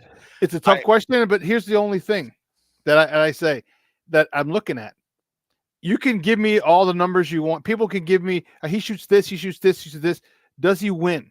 Does he win when it counts? Does he win in the playoffs? That to me is a whole nother animal, because you can throw stats out, okay, all you want. I mean, you can have 50 homers, but if every time you hit a homer, you're down 6 or you're up 8 or up 4, and it doesn't matter. It doesn't matter. Hawk Harrelson said this the best. Don't tell me when you hit him. I mean, how many you hit. Tell me when you hit him. And Jimmy comes through a lot in clutch situations. And to me, that's important. That's where your superstar, because I think he's a fringe superstar. He's at bottom. I don't think he's up there in the Giannis and the Curry, but I still think he's a superstar. At the low, probably as low as you can get in as a superstar, but I still do, because of the fact that in playoff, this is the second time he's been to the finals in 3 years. Yeah. And And who else is really good in his team? Just Bam, you could probably say, with a whole bunch of undrafted players. No doubt. I mean, like, he's definitely propelled himself into the top 10 and into that discussion. But my counter is always like, too, just like LeBron, he's still like 33, 30. It's not like he's in the prime. He's definitely like, how many more years is he going to do this? And he's not a player that can beat you with the three, which is where the league is at. He's a guy who depends on craftiness, smarts to get to the free throw line, get a ton of points from the free throw line. Not a great shooter, but he's a good ball handler. And he's a good passer. He's just a really kind of unique, interesting player. Like, I kind of think of DeRozan in a similar way. Obviously, not as good anywhere near defensively, but can't hit the three really at a consistent level. But he gets a lot from the mid range. Crafty gets the line. I think they're kind of in the same ballpark as offensive players. Obviously, Jimmy's better, but Jimmy's performance, like in against the Bucks, I mean, that was like a whole nother level. Like, to me, that really, I stopped even making this argument at that point, because I was also up until this year, I think it was the right move to trade him. I don't think Pax made the decision, like, you can't win a title with Jimmy Butler as your best player for a variety of reasons. And there were a lot of things that people forget now that really bothered me. He criticized Derrick Rose's work ethic, which I think was just unconscionable and a horrible thing to do. He had that issue where he's criticizing his teammates, him and Wade, after that loss, I think it was to the Rockets in February of 2017. He just did a lot of things that I thought were, basically insane and not good. But can he do that, though? I mean, if you're not working as hard, I mean, I don't agree with that. Let's just start. We'll go ahead. Okay. Because let's start out with this because he throw out. I know he did a lot of stuff on Towns, throwing Towns under the bus, questioning his work ethic. You can't. No one comes out of the womb being able to shoot the three at a 40% rate like Karl Anthony Towns does. That when you see a guy hitting a shot like that, that is a direct correlation to how much time you've spent in the gym working on your shot. So it always bothered me when guys are criticizing their teammates' work ethic in public when they don't really know.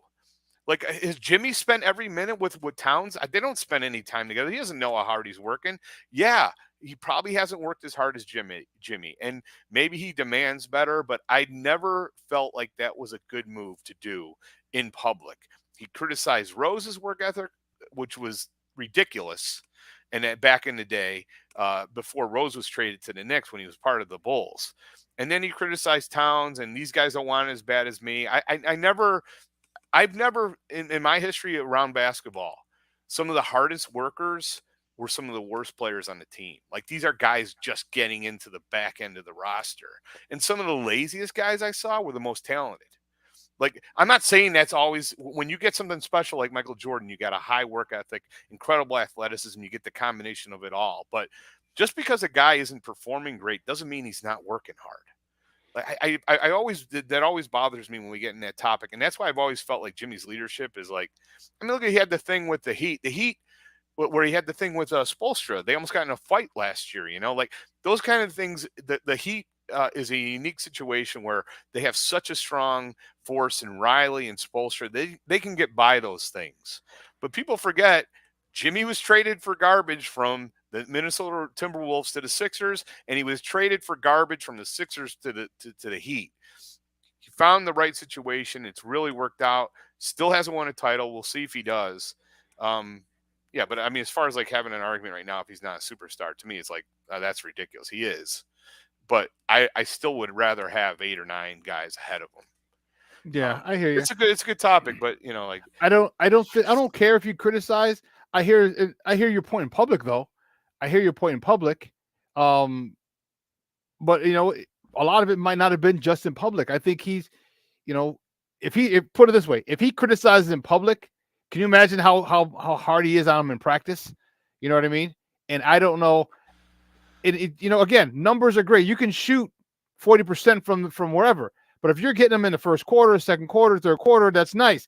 I need them when it's crunch time. I need them when we're down 2 and there's 27 seconds left. I need them to win the game. These are the types of hit things. 3 free throws. I mean, hit 3 free throws. What he did in that game 6 against Celtics, like, that's one of the hardest things you can possibly do is hit get up to the line, knock down 3 free throws when you're down by 2. To give you a lead, yes. To give you a lead. That was freaking amazing, and he deserves all the credit in the world for that.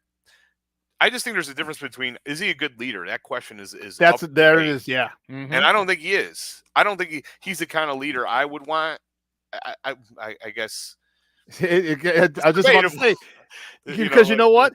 He grew up. He's like the fringe of that era where you could remember, because remember he talked about it. Like I said, he grew up with Joe and Derek, where they're yelling at each other like, "All right, fine, I got it. Don't worry about it." Yeah, I got it. I know. Shut up, F you. I got it.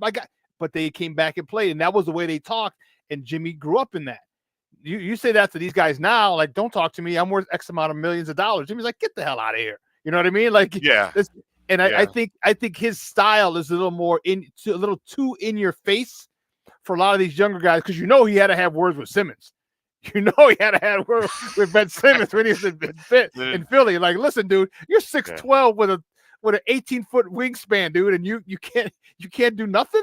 Like, it's still amazing that I'm still shocked that Simmons is just, like, to me, one of the most confounding things in the history of the league that I've seen is how Ben Simmons went from all NBA to basically unplayable.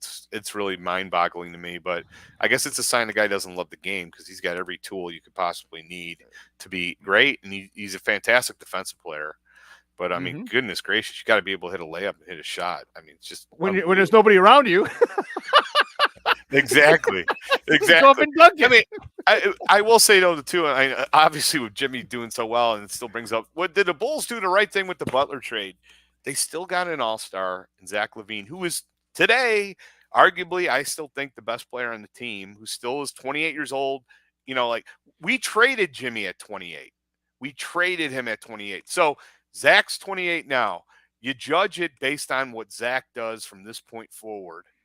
And, I do feel, I'm one of the few people, I know you probably disagree, that Zach LaVine can take it up another level. I was greatly encouraged with how well he played after the All-Star break when he was healthy and in the first playoff playing game. I went back and watched the Miami game too, and he took a ton of heat, rightly so. He didn't play well, 6 of 21 from the field.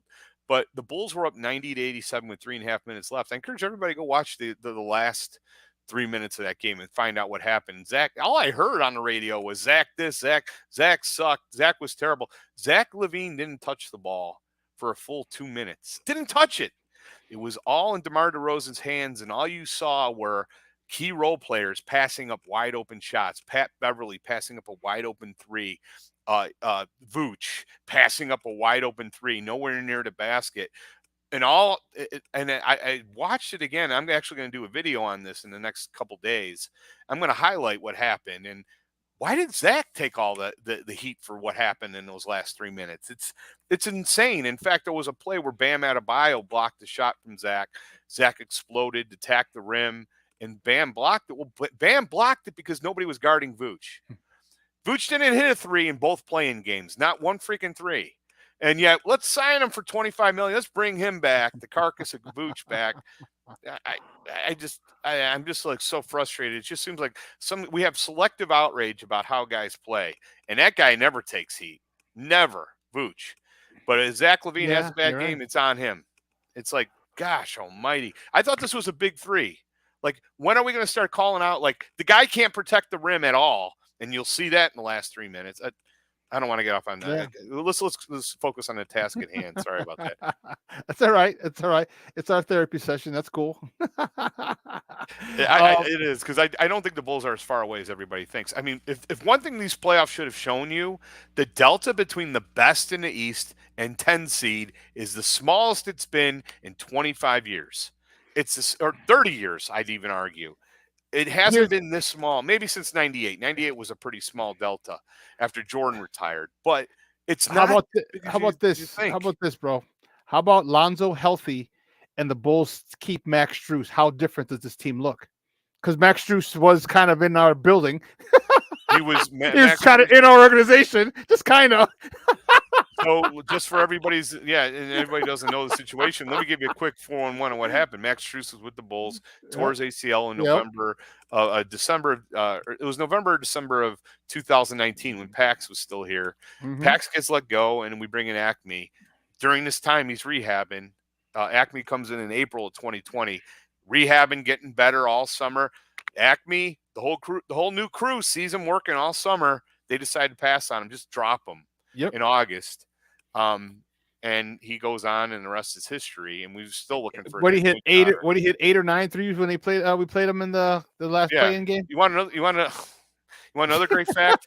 You know who we signed? I think Caleb Martin was signed by the Miami Heat to a 2-way contract on. I think it was was it September 4th?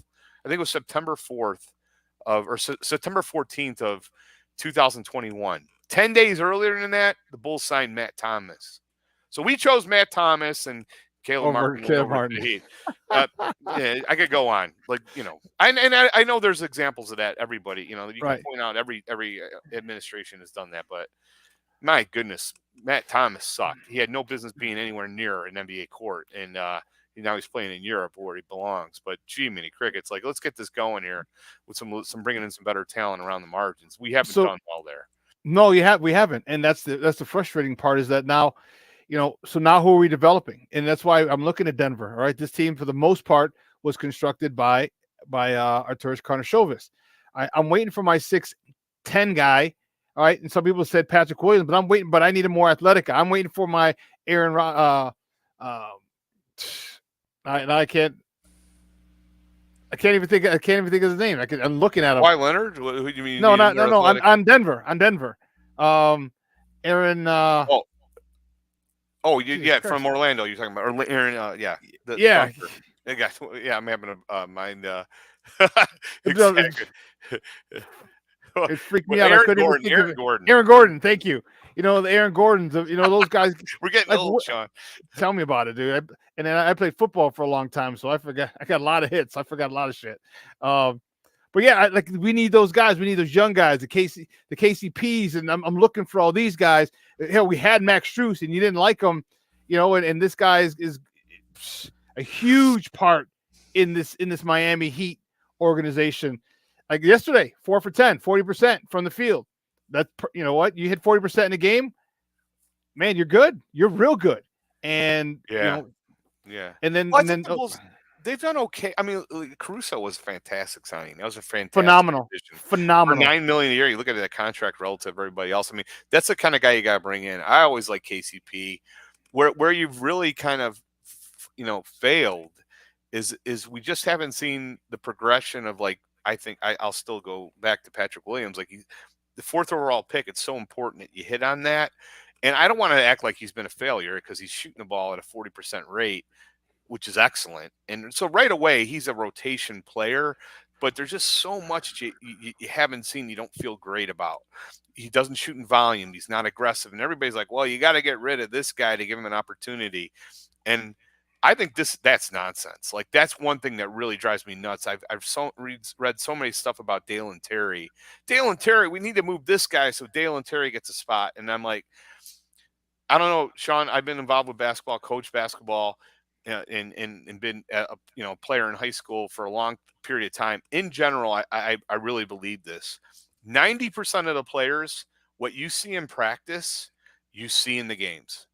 It's pretty close to what you see in practice in games. There's about 8% that, for whatever reason, play worse in games than they do in practice. Patrick Williams might be in that 8%. And then there's 2% who play better in games than they actually do in practice. And I think that's a very small number, a really small number. And so I think Patrick, he must be falling in at 8% because for whatever reason, it just hasn't translated to greatness. I think greatness is being consistently good. He's not even consistently good quarter by quarter. He'll have a good quarter and then, he disappears for the rest of the game. And, he's just not, to me, he's going in year 4. He's been given a lot of minutes, granted a lot of minutes. He had a lot of minutes as a rookie, had a lot of minutes last year. And I know he was injured a little bit in year 2. It's make or break here, man. At some point, you got to start showing consistent signs, far more consistent than what we've seen. Now, Kobe White, to me, has started to show that. And I think he is developing. And Kobe White is now, you better somehow figure out a way to bring him back. He's a restricted free agent, so it's, we have to hold all the cards here. But I thought he played really well down the stretch and showed a lot. And that's what I ask myself. What Bulls players can you see playing in these games right now that we're watching? And I think you could see Caruso playing. I think you see Kobe White playing, Zach LaVine. Um, I don't see playing a lot is Vooch. I don't see Vooch playing a ton. Maybe as a backup center, maybe some minutes against some of the bigger centers. Maybe you could see him in there, but maybe I'm off on that. But Kobe White is one of those guys. Patrick Williams, I just hope he can get. I mean, it's just such a big year for him because I just feel like he hasn't really just. There's nothing I've seen consistently to say he's going to be a very good player. And he finished the year. People forget he was benched. He didn't even play in the last 3 minutes of the game. That's how lack of faith. And people blame that on Billy. I don't. I blame that on him. So anyhow, for what it's worth. Talk to me about Denver. What do they have to do? Because now they're shook. They've been running roughshod through the West toward the end of the year. Roughshod through the playoffs. Didn't never. You know how it's the old saying, it never gets interesting until you win on someone else's court, and they did. They were undefeated at home, and now they are literally. Let's not get it twisted. If Miami hits a few more of those threes in game one, they would have lost that game too. That game as well. Miami just couldn't hit water if they fell out of a boat in game one. Right? I'd also counter though. Michael Porter Jr. gets paid a lot of money by Denver. He was awful. He was absolutely awful yesterday. He was 1 for 6 from 3, 2 of 8 from the field, and his defense was terrible. It's reflected in his team low -15 in only 26 minutes. He played terrible. Like, you have to play better if you are that guy. His primary job is to get out there and hit threes, and he's been awful at that. So I think there is hope for Denver if he can get a little bit better and he'll start playing. But Miami's been there before, bro. All these guys have been there. You know what I mean? I mean, most of them, not all. Most of them have been there. They don't get shook, dude. Like I said, they play the same way. We're gonna play the same way they played it to get into the playoffs. They played it in the play-in, into the playoffs. All 3 series they played leading up to this point. And can you be disciplined to play your game? Because talent-wise, Denver blows them away as far as talent goes. All right. Can you stick to your game plan? Because if you don't, we're going to stick to our game plan, and we know how to execute our game plan very well. Yeah, I still have Denver winning the series, and I had them sweeping. I was concerned. You're right after the first game when you see Strus and Martin, can combine shoot as bad as they did, and Jimmy passive Jimmy, only got to line twice. I was concerned because I said, oh well. That's not going to happen again, and that's exactly what you saw. Strus hitting the threes in the beginning of the game, and Martin stepping up. Not Martin. Vincent stepping up. I still feel though, Jokic is so. He's a freak. He is a freak. My God. I was never on the train. Like I've always kind of like. Me either. I didn't watch him a lot. I didn't watch because I didn't see him. Yes. Yeah, I didn't watch him a lot, and I always question his defense, and his defense isn't good. Like he's very Vooch-esque defensively. Now I started watching him this year, and I'm like, oh my God, this guy, he's just you can't stop him offensively. He's going to score or he's going to enable someone else to score. And I just think that kind of player puts so much pressure on a defense that eventually, no matter how good you play, you're going to crack. That said, Miami has what I do feel like can potentially work, which you have Bam, who's fantastic defensively, athletic, who can potentially give him problems. You can double. I just felt like even last night, like Jokic was playing like a superhuman in that third quarter.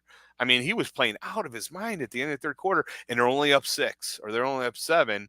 What happens? He's on the bench, and for the first part of the fourth quarter, it's a tie game almost instantaneously when he's out. Just a interesting series, but I feel like Denver has enough, especially if Porter Jr. just gets his head out of the his rear end and starts knocking down some threes. I think they're going to win it.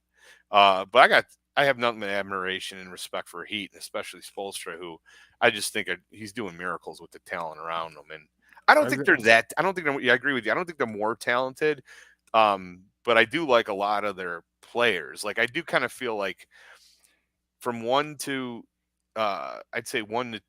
I'd prefer Jokic and Murray over, Jimmy and Bam. Jimmy and Bam, but from let's say 3 to 8, I think it's a little bit closer than we give it credit for. Like, you know why? Because here's what the Miami Heat do. All right. This is why Pat Riley is a freaking stud.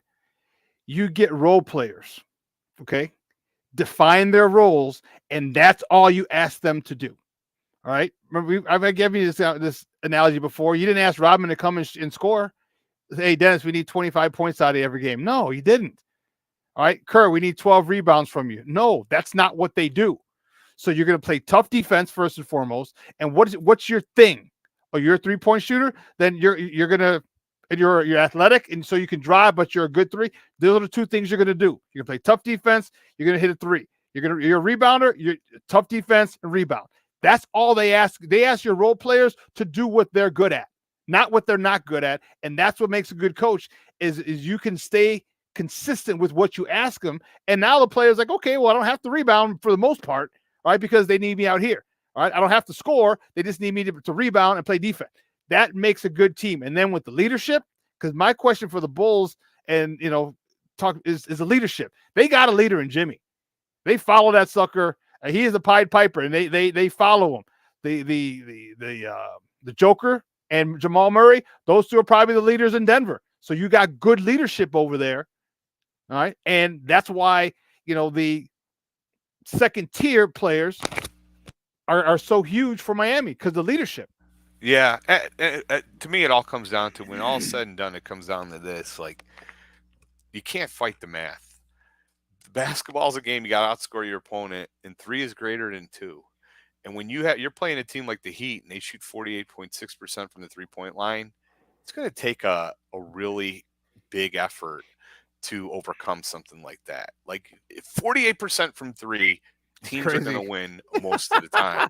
It's like, and that's amazing percentage. And Fred, don't forget all the and ones they had yesterday too. So it wasn't just behind the arc; it's and one, and now you're getting Muggs in foul trouble as well. And not only that, then you're getting Kate. You're so concerned about the 3 that you're contesting a little bit more aggressively, and you get Kentavious Caldwell-Pope following a guy on a 3-point shot, and that's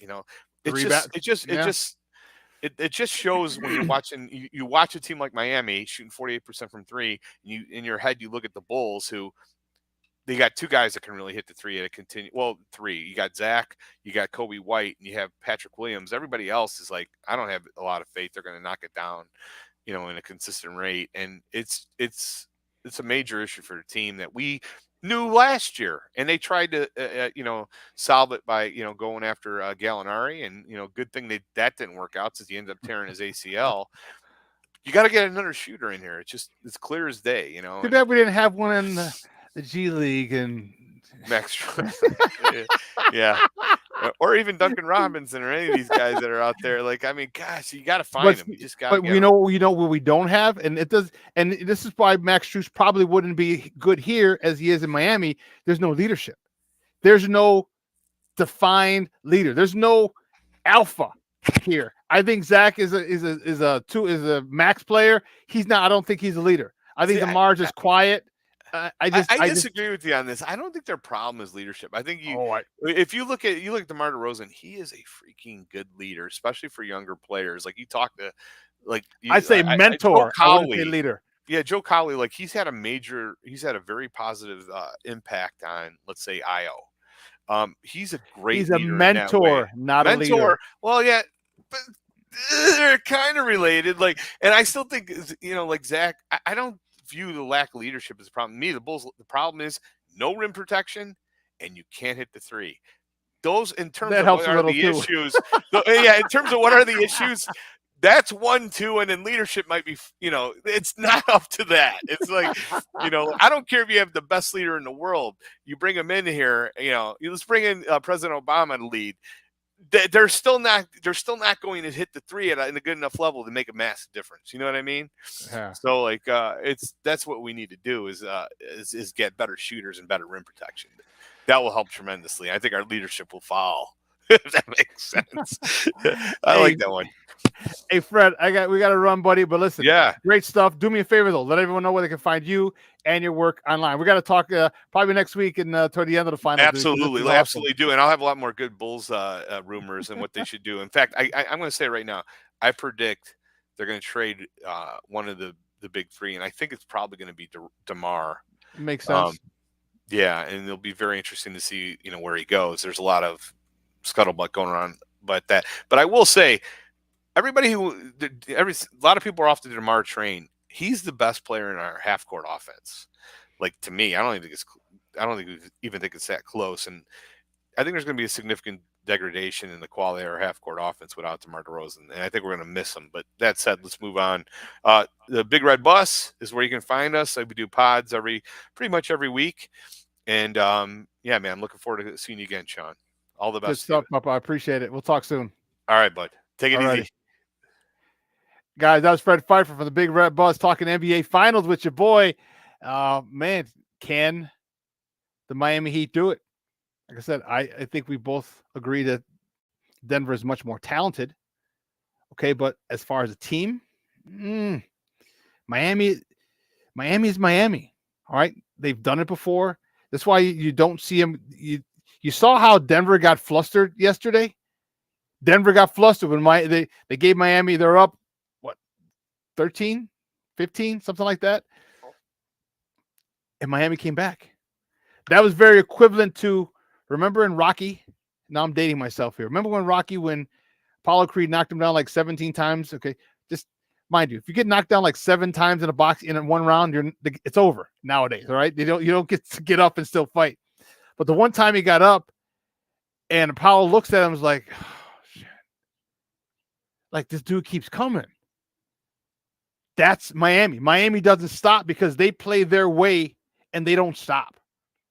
And you can beat them if you hit your shots and you play your game and you stick to your philosophy. But if you don't, they will get you. So, man, it's fun. They're going back to the 305. They're going back to South Beach. It's going to be fun. Game 3 and Game 4. But you know what? We're going to switch gears. All right? And I'm excited to talk to our next guest. Every time I think of Bears football, I get excited. My next guest, he works for A to Z Sports, and you've seen him on here a couple of times. He's a good friend of the program. You can find him on Twitter at Evan_A2Z. That's T-O, A to Z. Guys, welcome back to Shawn and Maya, our guy, Evan Winter. Evan, what's up, Papa? Good morning. What's up, Shawn? Hope you're doing well, man. As always, pleasure to be here. Man, dude, I'm fired up, dude. Good CrossFit workout this morning. You're talking NBA Finals, and then mixing that with the Bulls. You heard some of that backstage, and then get to talk a little Bears. What have you heard? What do you think? So now they're talking like Arlington Heights isn't the quote unquote sole focus, or now they're talking. Is this leverage negotiations? What do you think this whole thing is? Do you think that they're going to pull out and look for somewhere else, like legitimately look for somewhere else, or is this just a ploy to try and reduce some taxes or some things going on with this whole Arlington Heights situation? Yeah, honestly, man, your guess is as good as mine on this one. Obviously the Bills broke ground on their new stadium today. And they were talking about just how of an arduous process it was and all the different people involved and all the different compromises that have to be made, so on and so forth. At the end, we all know that the biggest dollar sign is what's going to drive this decision. So, yeah, I mean, I think you could easily chalk it up to them trying to squeeze some more juice out of the lemon or the orange, whatever fruit that you want to pick, so to speak. And who knows? Who knows what it'll look like? I do still think it'll be heading to Arlington Heights. I think they've just done too much legwork at this point to really, try to go elsewhere. But honestly, man, I think that there's one reason why I talk about sports and not business. So your guess is as good as mine, for sure. Well, with that being said, now there's a lot of rumors, with potential edge rushers. And the one was about Ngakoue, so people have talked about, well, the Bears crossed him off the list because he wants to play for contender, blah, blah, blah, blah, blah. Why would that cross the Bears off the list? Because if you're a Bear fan or a real football fan, wouldn't the Bears probably be contenders in 24? Like, does he want to be on a contender this year? Because if he could get us be a key cog in the wheel that gets us to the playoffs this year. But then in 2024, we are going to be NFC North favorites and the favorites to get at least to the NFC Championship game. Why wouldn't he come here? Yeah, I think really at the end of the day, Yannick Ngakoue, and I agree. I think he would be a great fit here. And Eberflus just said last week that they're going to be looking to add more guys to the roster, throughout up until the start of the season. And then you look at Travis Smith, the defensive line coach. He was the assistant defensive line coach in Las Vegas in 2021 when, guess what? Yannick Ngakoue played there and recorded the second most sacks in his entire career. So there's a fit, there's a connection. They'll know how to use him. Travis Smith, it's not like they're going to be trying to line him up here and there. Like Travis Smith knows exactly how to use him. It would be a good fit. My biggest guess on this is that he's kind of like Darrelle Revis. He takes these 1-year deals. He kind of goes from team to team. I think he's been on 4 teams or 5 teams in the last 4 seasons or something around those lines. The Vikings at one point, the Jags, the Raiders, and then the Colts, I believe. Gun for hire? Is it gun for hire? Yeah, I think that's kind of how he's approaching things these days, and it makes sense because the dude is not a good run defender. If you flip on the tape, he's getting mad. Yeah, he's getting bowled over during run play. So he would come in and be a situational pass rusher, like a nickel pass rusher type guy. And he's probably, but let's be honest, he's been productive too. So he's probably wanting around, I would say, 10 to 12 million, which is a fair price for him. And then obviously on a 1-year deal, I don't know. I think he definitely knows how to market himself. Let's put it that way. So, but at the end of the day, like I said, the Bears are an up-and-coming team. He played for Travis Smith, and Travis Smith was also under Gus Bradley at one point. That's where Yannick played last year with the Colts. There's a lot to like when it comes to Chicago. And yeah, sure, they finished with the NFL's worst record, but as we've said multiple times, they're not the NFL's worst team, and they've made so many improvements this offseason. And nobody else is calling him, apparently, or giving him an offer to where he's just wanting to automatically jump on. So, yeah, I don't know why he's crossing anybody off the list at this point. Yeah, and I don't think he crossed people off the list. I think it was more the local people. But again, you got to remember, a lot of it is just, people need clickbait, all right? They want you to read this. They want you to read that. And this is what I try and tell my followers, don't fall prey to that, all right? People, if you want to read it, go ahead. Guy, you can write whatever you want, but it doesn't mean it's quality work. It doesn't mean it makes sense. Because a lot of these guys, especially, was he 28, 29? I think he's 28. He's 28. Okay. First of all, it'd probably be the oldest free agent that they've signed because they keep it everyone 25, 26, and 27. But secondly, he probably just doesn't want to do OTAs. All right. A lot of veterans don't want to go to OTAs. They don't want to do that shit. They don't want to run around. You know what? And that's a legitimate thing. It's a thing. Talk to me about a guy who wasn't at OTAs, but who's going to be there this week, said he was going to be there, and that's Jalen Johnson. Are you concerned about that situation? Because he wasn't at OTAs last year either. The voluntary. I'm not concerned. Right. Yeah, I'm not concerned with Jalen. He's been good, and I think in his mind, now obviously NFL players, they got to have the dog mentality. They've always got to think they're the best no matter what, even if their work says otherwise. But I think he also knows he's definitely not in like holdout positioning, for lack of a better word. He's been a good player, but he has not been a guy who could hold out for something. That's just his resume is just not to that point. The one guy I am curious about though is Nate Davis. Nasty Nate, yeah. Has not been there at all. And Justin Fields even said, the first week of OTAs, he thinks the new guys need to be here. Now, granted, you offset that a little bit with Davis coming from a zone-based scheme in Tennessee. And even I think it was Eberflus last week talked about he knows the down blocking techniques. He knows essentially how to run it. And even Cody Whitehair said that there are a lot of similarities between the Bears offense and the Titans offense, which I could see because Matt LaFleur was there at one point. Obviously, that's where Luke Getsy comes from. But either way, it's just weird. They gave him this 3-year, $30 million contract. Bingo. Of all the positions on an NFL team that you're a new guy, regardless of knowing the system, you don't know your teammates. And we all know how much cohesiveness and chemistry matters along the offensive line and to be able to set up that communication. So why he's not gelling with his teammates right now, I don't know. When Eberflus you always want to leave room for like maybe a personal thing is going on. But Eberflus, I feel like, would have mentioned that when he said he's simply not here last week in reference to Davis. that tells me that it's not a personal thing. Davis isn't showing up. Granted, it's voluntary, but again, considering the position he plays, he's going to have two brand new teammates on either side of him, whether he's right guard or left guard. He's going to be sandwiched in between two guys he's never played with before.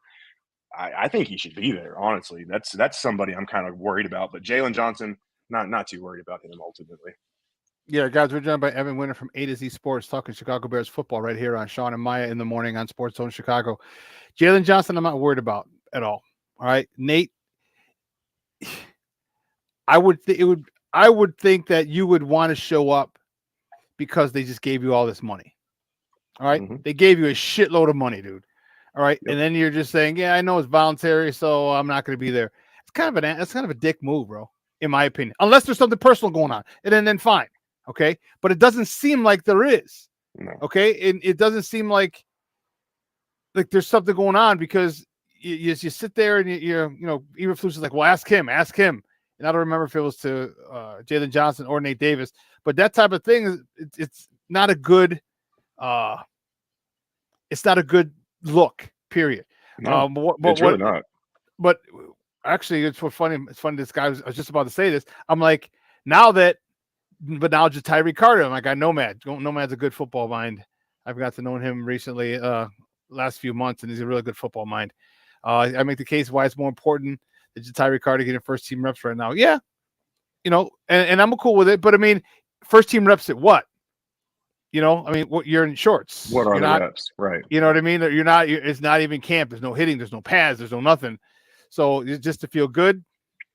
But it bugs me as a professional. I'd be like, okay, they just gave me all this money. I know it's voluntary, but let me go meet Justin.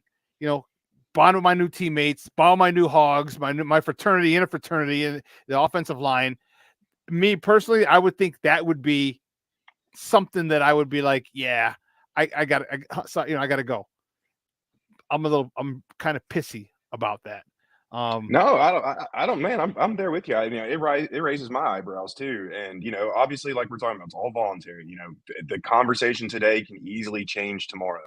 But yeah, it's just weird, and like you said, it's not a good look. I'm right there with you. And there are things that, and he made a good point. Nomad made a good point about the reps. But what we're coming from is the chemistry and the cohesiveness and the communication aspect. The bonding. There could be just things, the bonding. Yeah, just exactly. Guys, teammates being teammates. Exactly.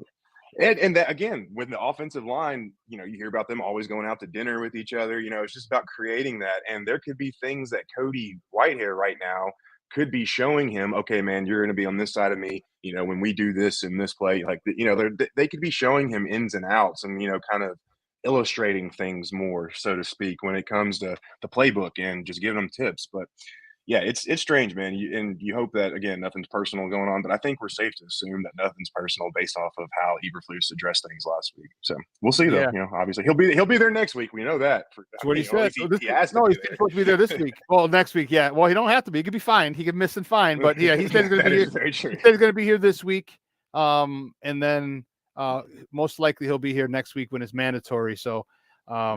Talk to me about the offense, though. Like the quarterback, Justin's what's his name? I forgot his name. Anyway, him and that receiver, DJ Moore, seem to be getting a little comfortable with each other. How excited are you about that? What's that quarterback's name? Love it, man.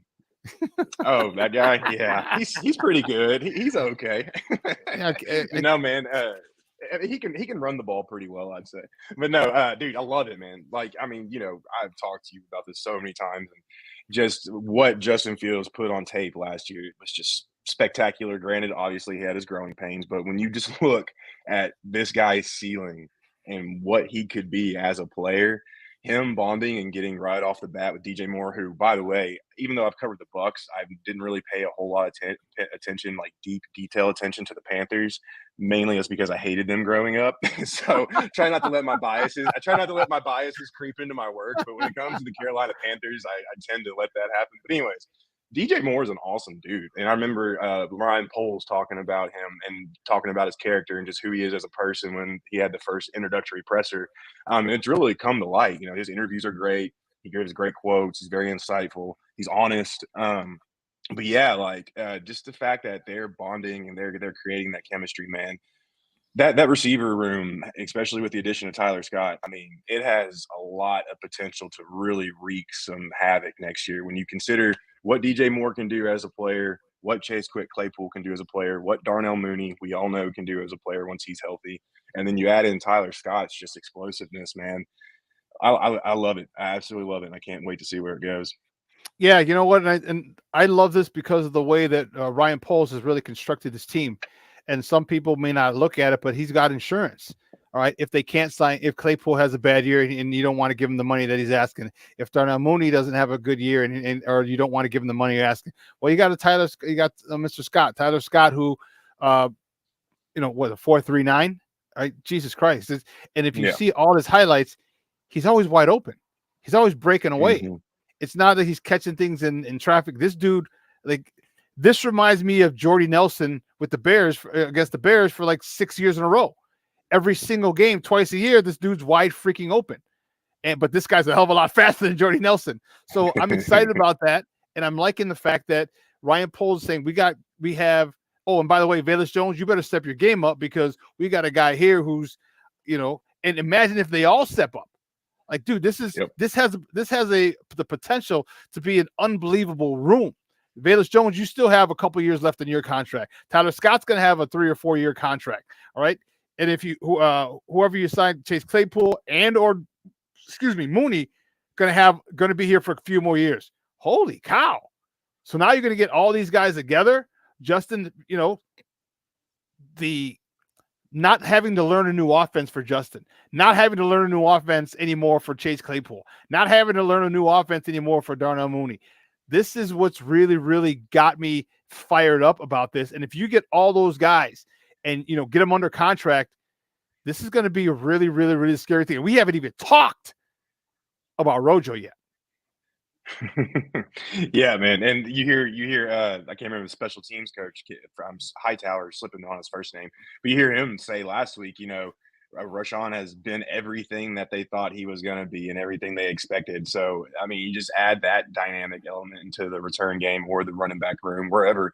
And man, it's just so crazy. Like, if the Bears also, if they just have a meh year, it's still great to see how much of a transformation this entire roster has undertaken from last year to this year. There were so many questions last year, and there's still questions this year, but there have been so many answers since last year to this year, and just can't wait to see how it all comes together. And in my opinion, how the Bears have attacked this last offseason is, and granted, they had the number 1 overall pick, tons of cap room, so they were set up. Still, they used it to every bit of their advantage, and the results should really pay off this year for sure. And they didn't go blow their load because they had the money. Exactly. They were Right. Still very efficient with the way that they spent it. Here, my guy Nomad said he's hearing that Velus isn't dropping nothing right now. He better not. No, I wouldn't even be dropping my handkerchief, man. I'd be holding everything close to the vest. Dude, he better not, man. He better not. Let's look forward. Defense, or let me go to the other side of the ball before I look forward. Other side of the ball, the edge. But what about the D line? All right, they drafted those guys, Pickens, Dexter. They signed Walker. They signed the other nose guard. It's the 2 L's in there. I can't. Anyway, they got some Billings, Andrew Billings. Billings. There you go. See, I knew the double L's. How good do you think that D line is going to be? Because I'm not ready to put them with the 85 Bears or 06 Bears. No. But I do think they will be better, and that is really going to help our secondary. Yeah, obviously you love the interior defensive line rotation at this point with Billings and with Justin Jones, and then you got Javon, and then you've got Zach in there. You got double L's and double C's when it comes to Zach Pickens. So that's how I remember Zach's name is the 2 C's. But yeah, no, you love that interior defensive line rotation, especially if Dexter can, take a step in his rookie year. It's kind of weird as a phrasing as that sounds, but if he can show off that power and that quickness that he showed off so far since rookie minicamp, he'd be a really effective 3 technique.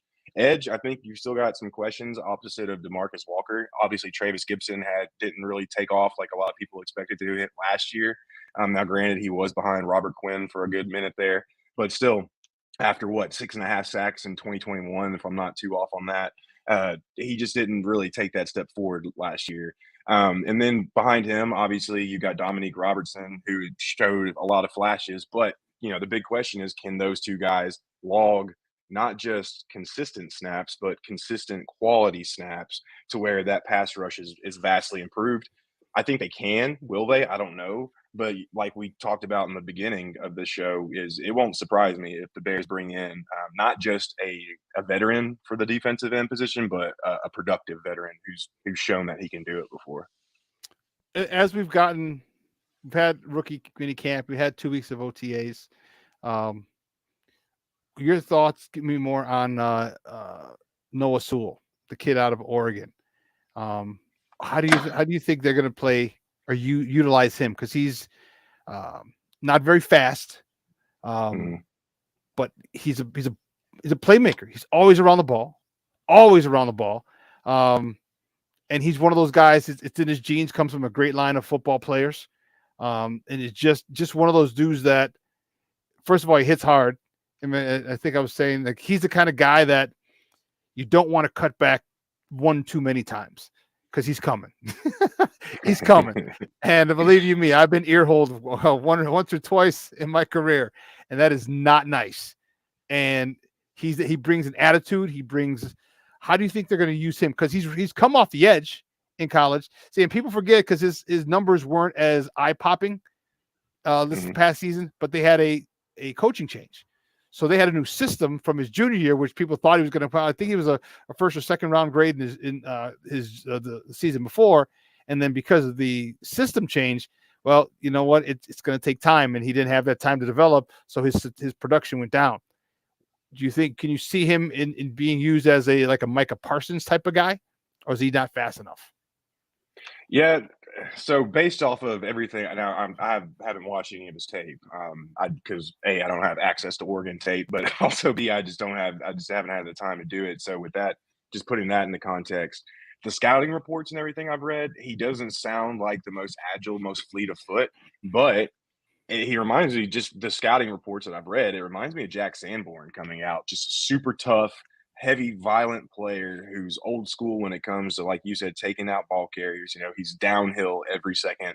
And when you look at his measurables, and I just had them pulled up, you're looking at, oh, hell, where'd they go? Here we go. You're looking at 4.64 40-yard dash, though, a 1.57 10-yard split. So that obviously shows, decent speed. And then that 1.57 shows good burst.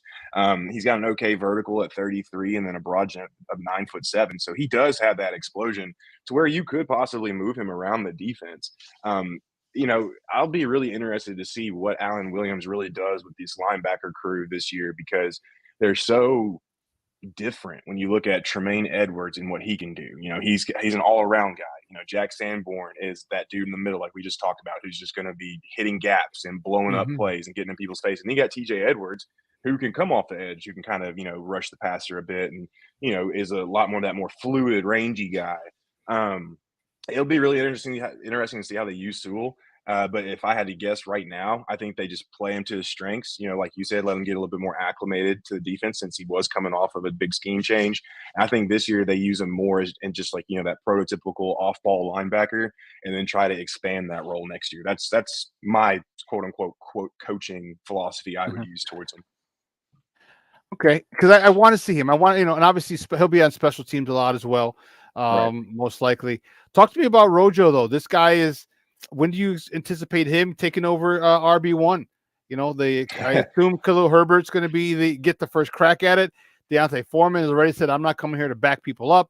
And then you got Roshan Johnson, who, in my opinion, looks like a faster, bigger version of, Dave Montgomery, but a better pass catcher as well. Yeah, man. It all depends on, I think, what happens with pass pro. That's the biggest thing is how quickly can he pick up pass protection. And the scouting reports I read coming into the draft, he seems like he's able to do that. Granted, Texas's offense isn't a pro style offense. Obviously it's the Big 12, so it's spread offense, all that other stuff. But in terms of pass protection, man, if he can pick it up, yeah, I see him taking over at some point. And obviously, everybody always wants to say starter, right? Well, somebody could be on the field for the first play of the game be named the starter and then doesn't play I mean, there's a reason why kickers don't have starts. Like no kicker has ever started a game in the history of the National Football League, and there's a reason why. So everybody always focus on starts, but what you're looking for is obviously the amount of snaps you're getting. So yeah, it will not surprise me if by November, if he's picking up everything in pass pro like he should, if November he's getting the majority of the snaps. It will not surprise me at all. Because Khalil Herbert, he's had some injury issues as well. That's something else to consider as well. And he's not as good as adept at pass pro as you would like. And that was a knock on Khalil last year when he had David Montgomery. So, talk to me about what you think, how giddy, or how excited do you think these coordinators are? You're Luke Getsy. You got Justin Fields that you don't have to teach the offense to anymore. Now you can coach him. All right, you got Chase Claypool, who should pretty well know the offense now. He was there for 6-7 games.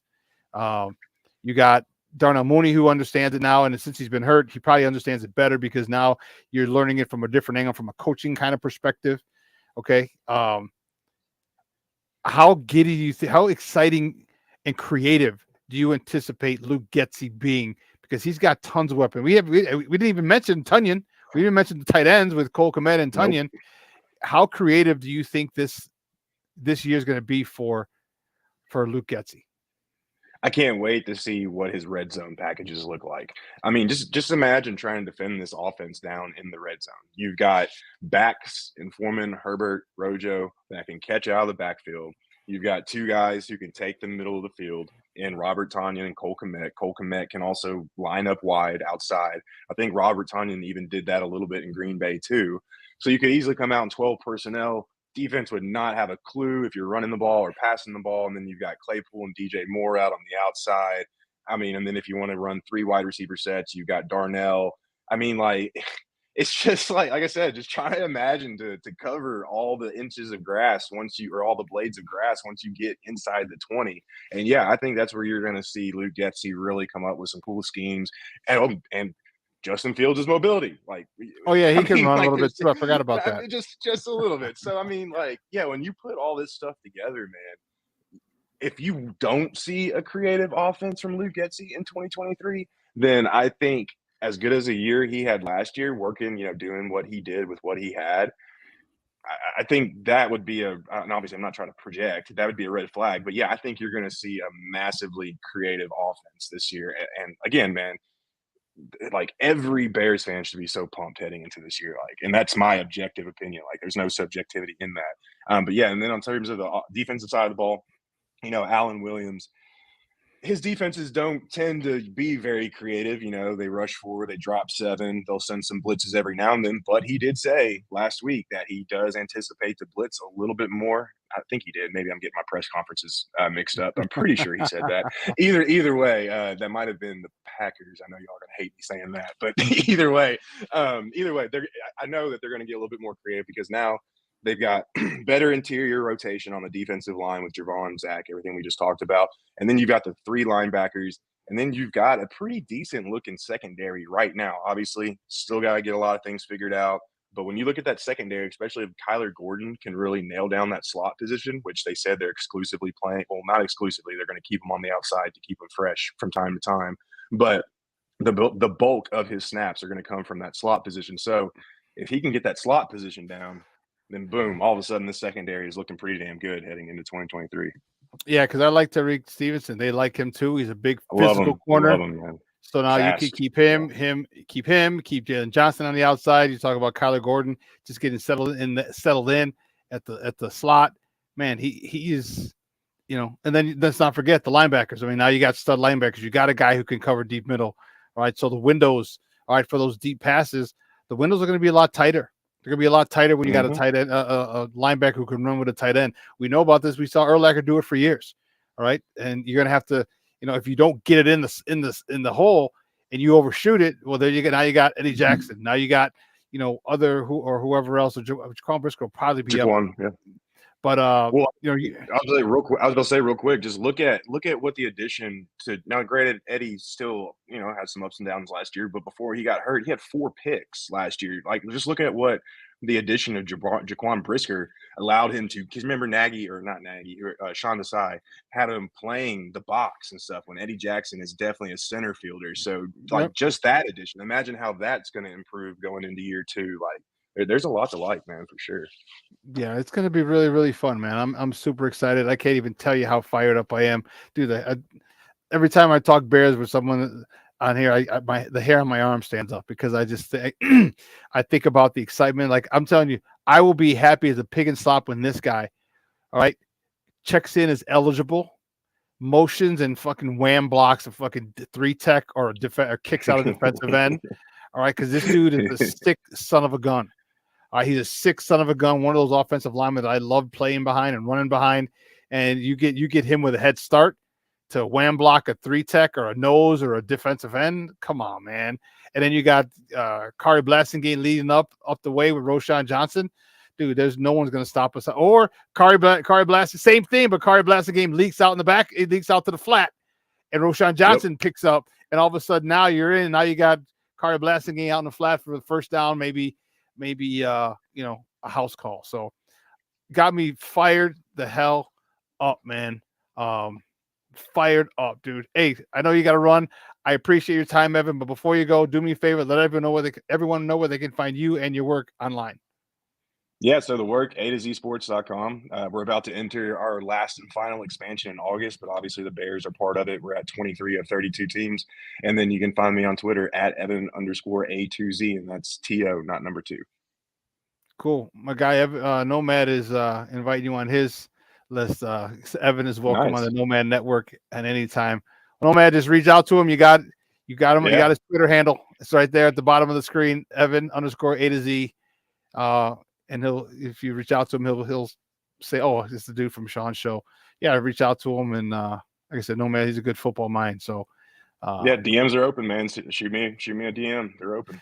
Cool. Hey, great stuff, Papa. You have a great. What's the weather? You're in Nashville? Is that where you're at? Yeah, man. It's actually we actually had a really nice week last week. It was like 80 throughout the entire week. But oh, nice. Yeah. Ever since then, the big man upstairs has cranked up the heat. That's for sure. It's like 95 today, so it's a little definitely stay inside today. Okay. It's only mid 80s, and then we got 70s the next 3 days. Just like, oh, okay, 70s, 70s. I'll take it. Hey, great stuff, Papa. We will talk soon. You have a great day. All right. I appreciate it. Yes, sir. You do the same, man. Thanks as always. All right, Evan. Guys, that's Evan Winter from A2Z Sports. Dude, you know how fired up I get. I get fired up talking Bears, dude. Woo, Charlie. You know how fired up I am right now. We didn't even take a commercial break, and we're not going to because we have just a few minutes left. But we're just going to do this. The linebacker Morrow goes out there to play him. Cousins under pressure, and the Bears finally get to the Viking quarterback. As Justin Jones has his second sack in a Chicago timeouts. He'll get the ball to start the second half. This is a huge drive for Justin Fields. Taking a shot for Darnell Mooney. What a catch! Absolutely incredible from Darnell Mooney. A one-handed 39-yard grab. Just make sure it stays in there as you make contact with the ground. I mean, you want to talk about full extension. Here's Montgomery speeding ahead, spinning in for the touchdown. Welcome back to David Montgomery. He gets the Bears a huge score late in the first half. Yeah, well, that will be Roshan Johnson, Khalil Herbert, and Deontay Foreman. So you're talking smack over here. David Montgomery, don't do it. Don't blaspheme. All right, we treated you well. But you know what? It all worked out in the end. All right. You got your money.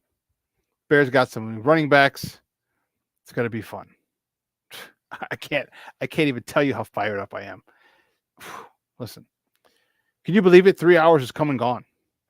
Unfreaking believable. And make sure you keep it locked right here to Shawn, to Sports Zone Chicago, because at 12:15, our guys at Second City Sports is on. Lakina McGee and Sidney Brown. They will take you for the following 2 hours.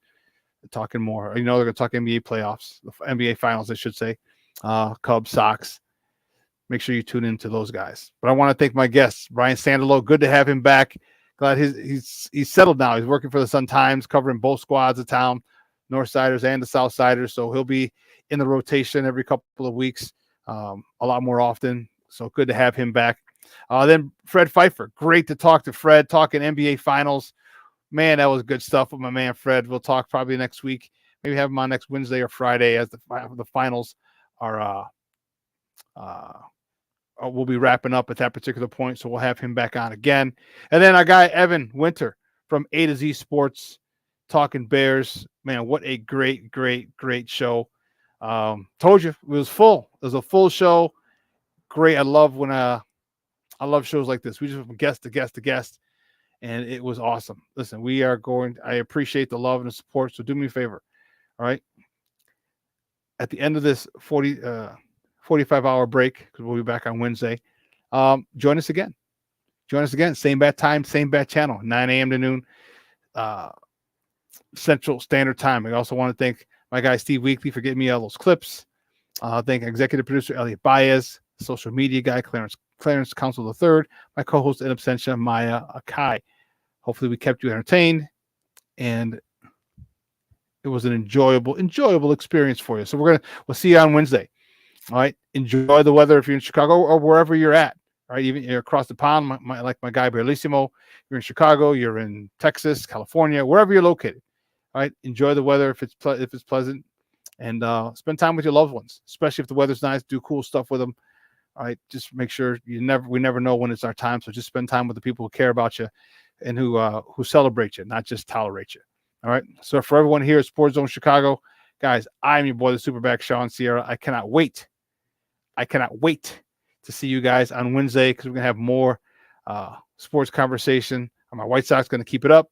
Are the Cubs going to keep it up and get back in the race? What are the finals? We're going to see after Game 3 who takes the upper hand. What is going to happen with the Bears? Are they more of Naperville talk? We're going to have some OTA talk. Got a lot to talk about on Wednesday. So we'll see you then, guys. Again, same bat time, same bat channel, 9 a.m. to noon Central Time. Guys, I'm your boy, the Superback, Shawn Sierra. I'm out. Deuces. Almost forgot that. Oh, that's crazy. That is funny.